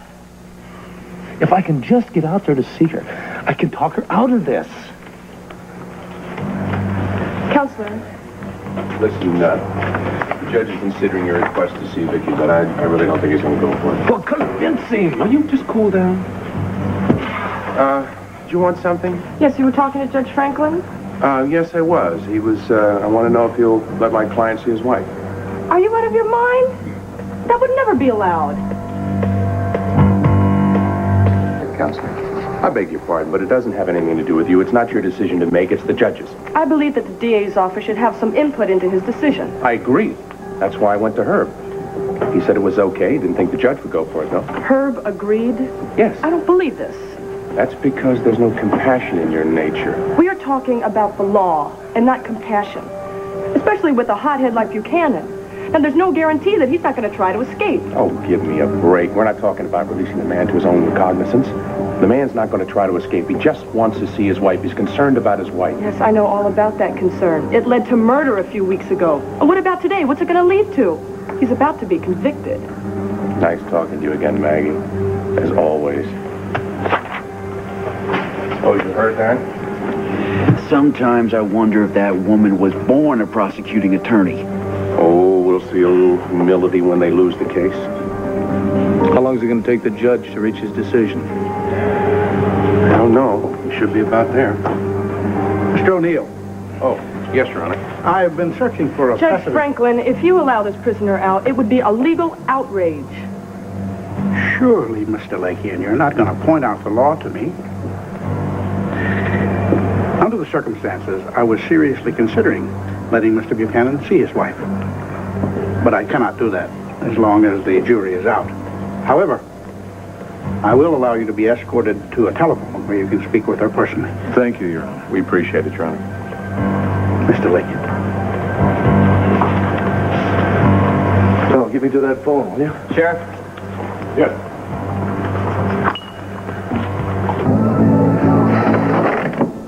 Did you find out anything about that nurse's aide? Wait, I was trying to inquire, and they gave me a phone to give you. You got a call from your husband. My husband? Oh, my God, that must mean he's innocent. Thank you. Hello, darling. Are you there? Clint. Vicky? Yeah. Oh, sweetheart. Darling, how are you? Well, I don't know just how to answer that. Has the verdict come through? No, not yet. However, Pete says that the longer they take, the better my chances are. Are you there? Yes, I'm here. I'm just a little disappointed. I was so hoping when you called that you would be free. Well, I was hoping to get permission to come see you, but apparently that would take an act of Congress. At least they let me use the telephone. How are you? I'm miserable. I'm missing you so much and the children so much.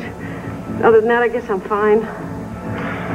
Sweetheart, I want you to listen to me a minute. Mm-hmm. I know what you're doing, and I know why you're doing it. You're doing it for me, but as soon as you hang up the telephone, just the moment you hang up the telephone, I want you to stop pretending to be Nicky Smith and stop trying to find the killer. Now, will you do that for me, please? don't ask me that. I'm not just asking you, honey. I am begging you. I don't know how to convince you that I know what I'm doing. And I know that you are in danger. Yes, I am in danger. I am in danger of living my entire life without you. Our children are in danger of losing their father to prison. Vicky, honey, your very life is in danger. Now, look, I want you to think of Kevin Joey as nothing else. Sweetheart, I'm being very careful, and I have police protection. Damn it, Vicky! I'm sorry, honey. I swore I wouldn't lose my... It's all right. I understand the pressure you're under. The pressure I'm under is just being compounded by you using yourself as bait for some killer. Oh, honey. Now, look, Vicky, if I, by some chance, am convicted... No. That means that Kevin and Joy are going to be without a father and a mother unless you get released from that sanitarium.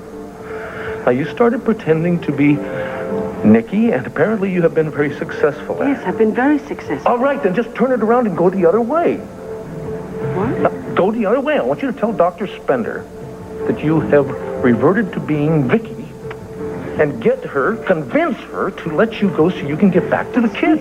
Sweetheart, I am so close to finding out who the killer is if I don't know it already. Who? I can't tell you until I'm absolutely sure, but I know if I can do this for another day or two, I will have the answer. Vicky! Honey, what if the killer figures out what the hell you are doing and gets to you before you get the evidence? Now, please don't make me worry more than I already am. You're trying to win this argument through guilt, I'll win this argument any way I can to keep you from ending up dead. I'm sorry, darling. No, I won't do it. It's just like the long, hard Nicky days when everybody told you to give up. Well, you loved me too much to stop. I love you too much to quit now. I'm sorry. How in the hell did people as stubborn as we are even end up together? It wasn't easy, as I recall. But I am determined that this separation is going to be temporary. You can't promise that, which is why I'm still begging you. I can promise it. Not only that, I can guarantee it. We are going to be together until we are very old and very, very gray and have no teeth. Yeah. I used to believe that fairy tale, too. I'm not so sure about that anymore. Well, then, darling, you leave the faith to me because you've done enough. Look, will you just do this? Will you just stop pulling any more maneuvers until the jury comes in with a verdict? I mean, if they find me innocent, then it doesn't matter so much. I mean, it matters, but... It's all right, honey. It's all right. I understand. Yes, okay. I promise I will sit quiet, peaceful here in my room, tucked away until I hear the news, all right? Yeah. I want you to remember how much I cherish you and how very much I'm praying for you. I love you and cherish you, too, honey. I'll be out to visit you just as soon as the jury comes in and declares me a free man. I'll be waiting for you, my love. Bye. Bye.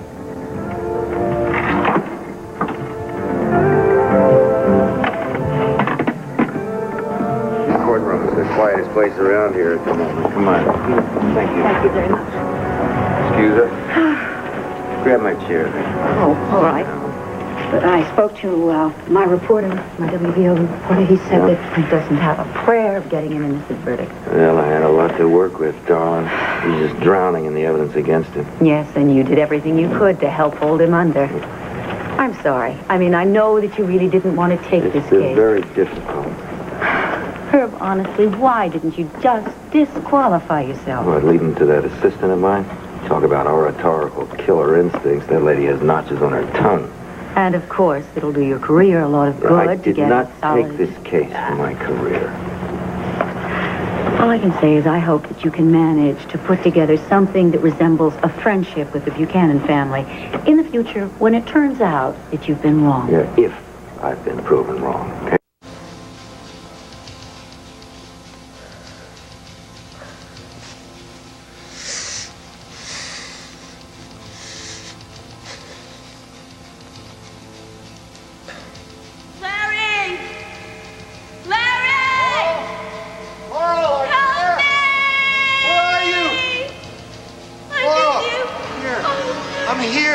Please, I love you. I love you. Oh, I love you so much. I love you. Come love me. I love you. I love you. I love you. I love you. I love you. Oh, I love you so much.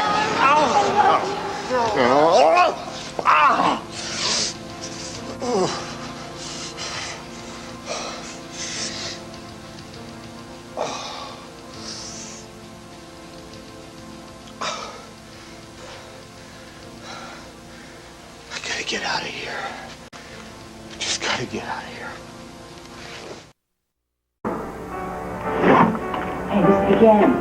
Yes, what did you find out? That nurse's aide was fired the first time she worked here. Really, why?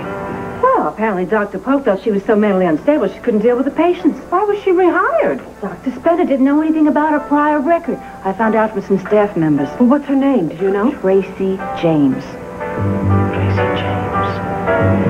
Oh, that name rings a bell. I don't know her myself, but that name rings a bell. And who is Tracy James? Tracy James? She doesn't work at the Banner? Tracy James? I don't remember. I can't remember. Please answer the question. I'm trying to, but Dr. Polk, I think you have to understand that, you see, I was Nikki for a very long time, and I think that some of the people that I knew may just have slipped my mind. Then you don't remember? No, I'm sorry, but for the life of me, I can't remember anyone by the name of Tracy James, no. Tracy James. Did you remember? Yes. Yes, Dr. Polk mentioned her to me. He told me that it was somebody that only Nikki could have known and not me. So you see, it's entirely possible if she did work here before that Nikki would have heard her playing that song at night. And the file that you mentioned that Dr. Polk picked up from his desk, we all assumed it was a patient file, but maybe it was Tracy James' employment file. That could be it! Oh, please, could you go to personnel and check it out, please? Yeah. Oh, hurry. Be careful. Yeah. Tracy James. Tracy James.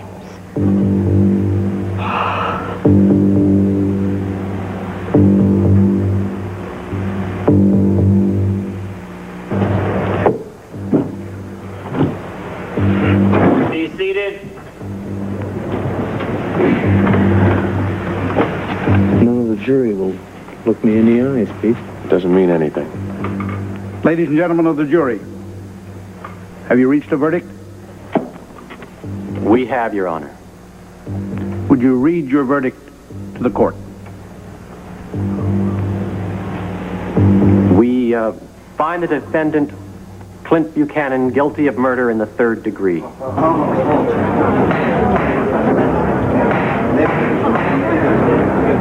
Judge, Your Honor. Yes, Mr. O'Neill. I request that you poll the jurors individually. Very well. Starting with the foreman, each of you will stand in turn and give us your own personal verdict.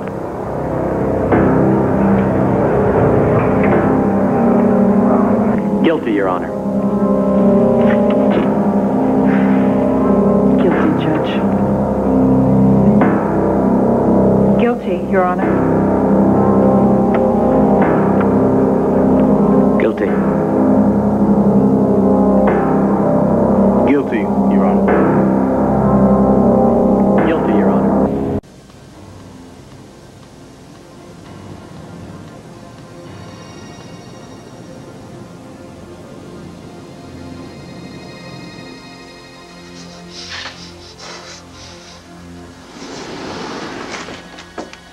Sorry you missed lunch, Larry. I stopped by the deli, picked you up a roast beef sandwich. Not bad. Where'd you been? The sanitarium. But I don't want to talk about that right now. Did you hear anything about the trial? Oh, yeah, your friend Buchanan is sweating out his verdict right now. He's going to be guilty. I made sure of that. Now go ahead, eat. Look, Tracy, I got a fever, and I think this wound is infected. And you got to do something about getting me to a hospital. Larry, I can't let you out of here. Now, do not ask the impossible, okay? No, you contradict yourself. You tell me you love me, and then you kidnap me here, and then you shoot me, and now you're willing to let me die? What else is dying, Larry? That love. You know, I don't even trust you anymore. You keep pretending that you've gotten used to the fact that you're mine, and then you pull something. I'm losing my patience with you. Look, I just think... I think you're expecting too much, Tracy. It's just too much for me to absorb and to adjust to. Well, I always expect a lot out of the people that love me and then betray me. Okay, fine. Why don't we talk about your past? Talk about your parents who died when you were young? I mean, if I could understand something about them, maybe I could understand about you. Look it. I don't want to hear about these words, okay? I can tell in your face right now that you just think I'm some kind of a nut. Some kind of a nut who's a random killer that goes around killing everybody. What you really want to know is how I can kill so easily now, isn't it? I want to hear the whole story. Well, I don't have time. I have too many problems. Well, what problems? Things I thought would be clear by now. But I'm running into some tricks that I didn't expect. Yeah? What? Yeah. I don't want to tell you because I think you're going to get upset again. No, I won't. I promise. I'll try to keep calm. And look, if you tell me, maybe I can come up with some ideas and help you with whatever it is. Oh, you will, huh? Yeah. You're going to help me plan to kill Vicky Buchanan without getting caught? Come on, Tracy, you can't continue doing this. The police are going to catch on. Police are jerks, Larry. They just look at the evidence that was left behind, evidence that always points to somebody else. Laurel, for instance, it was Ivan Kipling, right? Ditto with my Aunt Ramona. Dr. Polk, well, Clint just got a little carried away. Who's going to take the rap for Vicky? Oh, well, I didn't tell you that, did I? That poor, distraught woman is going to commit suicide. Oh, my God. It's a real challenge. You know, she's trying to catch me at the sanitarium. She's doing a reasonable job of it, too, but she only suspects me. Tracy. So that's all, and I can maneuver around. Look, for the love of God, let me help you, please. If you let me go, I will do whatever is in my power to see that you don't go to jail. And maybe after years of therapy, you'll be all right. Oh, Larry, I do not need therapy. What I need is for people to clear the way of happiness for me. That's all that I ever wanted, Larry. Happiness. Is that really that much? You know, everybody else gets it. Everybody else. Every single person, but not me, not me. I never do. Look, Tracy. Look. Tracy, you love me, right? Of course I do. Okay, all right. Now, the love process is giving and taking. And right now, I need something from you. And if you give it to me, well, maybe there's a future for us. What? But, Tracy, don't kill Vicky. Tracy, you can't do it. You just can't. If you do, I'll never be able to believe you. I won't be able to believe that you're capable of love or sadness. Larry, you are losing it again. Well, what choice do I have? Larry, Look, if you disagree with me, you threaten me. Larry, I love you. And I am capable of love. If I weren't, then I wouldn't have suffered all the heartache I have in the past. Well, I am sick of suffering, Larry. I'm sick of losing.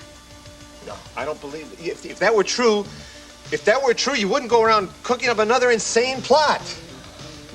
I am not insane, Larry. You know, you're just like my Aunt Ramona, you know that? You pretend that you care about me. You pretend that you love me the whole time. All you want is to get me to another shrink, to put me away someplace. Tracy, you can't go around killing people for the rest of your life. I only have to kill one more. Vicky is my only threat. Everybody is looking for the killer, right? And the closer they get, the more you're going to have to strike out again. Tracy, for heaven's sake, please, don't do it. Don't. You got to listen. Oh. Knock it off. I'll just take a couple steps back. God, Larry, I love you. I just don't want to hurt you, please. Larry, you're hurt again, aren't you? I hope you didn't start bleeding. At this point, I don't even care, Tracy. Why don't you just put an end to me? Oh, Larry, I'm sorry. I'm really sorry about all this, but you just can't keep blaming me when you know it's your fault. When is my fault? Larry, honey, if you would have loved me, if you would have loved me when I was a patient, none of this would have happened. I wouldn't have had to kill anybody. I am a jerk for not seeing the logic of that. Well, it's Vicky's fault, too. Because she loves Clint as much as I love you, and she's just as determined. Now, if she would stop doing what she's doing, I'd stop doing. All right. Why don't you call her? Let me talk to her. I'll try to convince her to stop. No, look, I don't even want to talk about this anymore. Get it? Oh, wait, Tracy. Okay, look, I have too much on my mind. I need to think things over right now. Tracy. Look, just eat your sandwich, okay? I'm gonna go upstairs, see if there's any antibiotics in the medicine cabinet.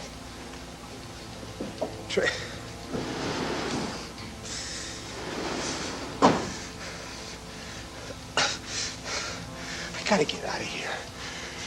I gotta help Vicky. I gotta help Vicky. To my dear friends and family,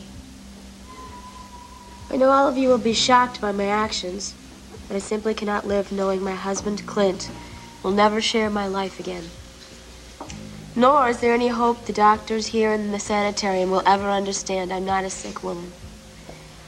So all in all, it's better for my children to be raised in, no, she would say reared in an environment of security. Hopefully my father-in-law, Asa Buchanan, will see this. Asa, please tell Kevin and Joey how much I love them. And Clint, we will meet in heaven one day in the future. Well, that's pretty good. Now all I've got to do is get this down in Vicky's handwriting.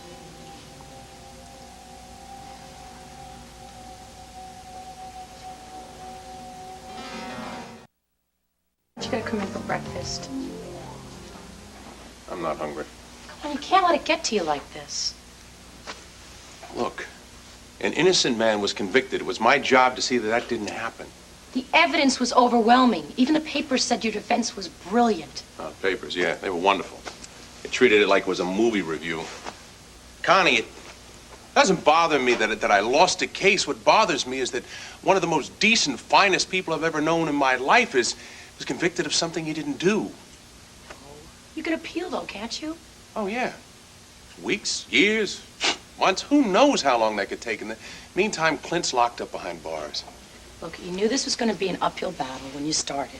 Don't lose your confidence now, okay? Yeah, I'll try.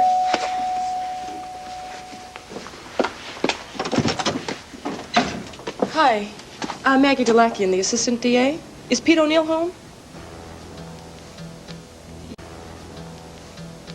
You can tell him that this is not about business.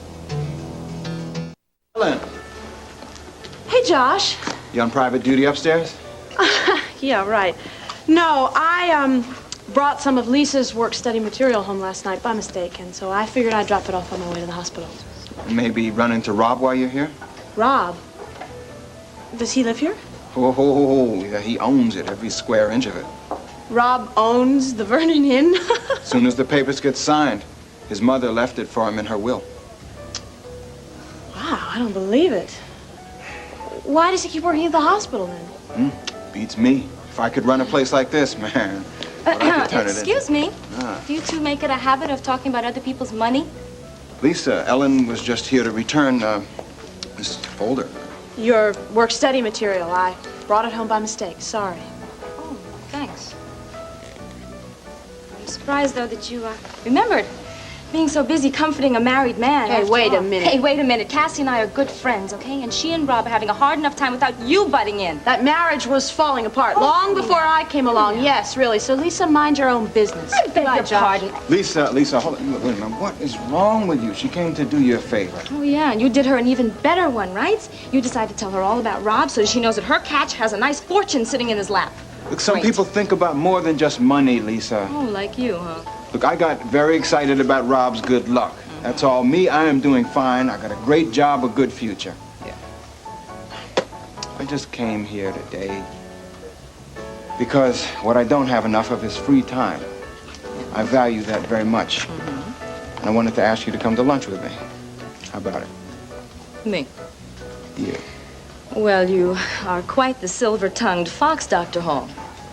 Okay, well, how about it? I mean, we rarely find ourselves off duty. We have this free time.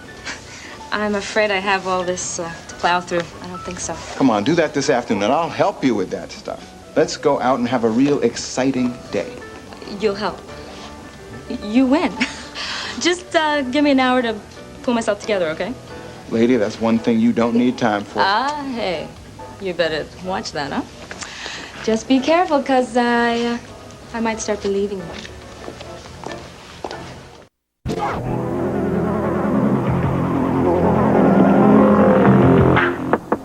Yeah? Hey, Nikki, you got a visitor? Who is it? It's me, honey. Lisa. What's the verdict? Clinton didn't want you to be alone. You heard it. Oh, God, no, don't tell me that. Jury found him guilty. Oh, no, Asa. Oh, no, this can't happen. Oh, Asa. Look, if you've got any follow-up, you can reach me at the office later. I said this isn't about real business. Can I come in? Come on. I hope this won't take too long, Ms. Delakian. Make it Maggie again. I just came by to give you my personal congratulations. What, for losing the case? Of course not. I thought you were masterful. Look, I'm sorry, but I don't want congratulations from a gloating assistant DA, so if if you can just get going. No, don't get so defensive. You must have lost a case before. Yeah, but I never sent an innocent man to prison. Well, you didn't send him. It was the evidence. Look, I must have come at a bad time. No. Did it again, didn't I? Maggie, can I offer you some coffee or some tea or something? No, thank you. Connie O'Neill. I'm Pete's niece. Oh, how do you do? Good. You must be very proud of your uncle. Yes, I am. I've just been trying to convince him of that. He shouldn't need any convincing. You were great. Just great. Herb and I thought that you were just going to convince the jury by your compassion alone. Thank you very much.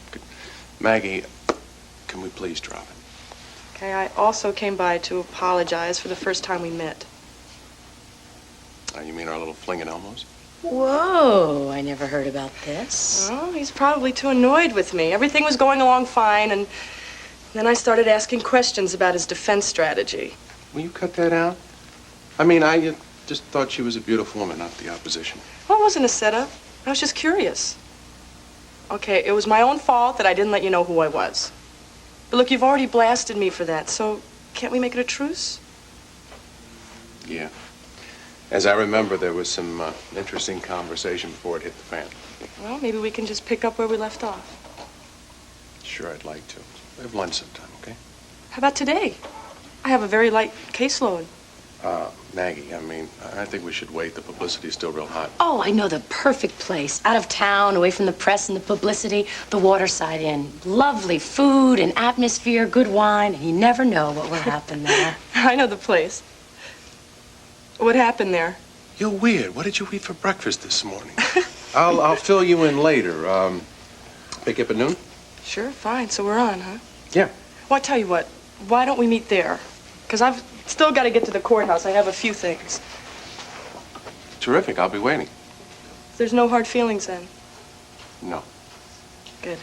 It's nice meeting you, Connie. Same here. I have a feeling we'll be talking again real soon. Yeah, well, let's hope so. All right. I'll just let myself out. Okay.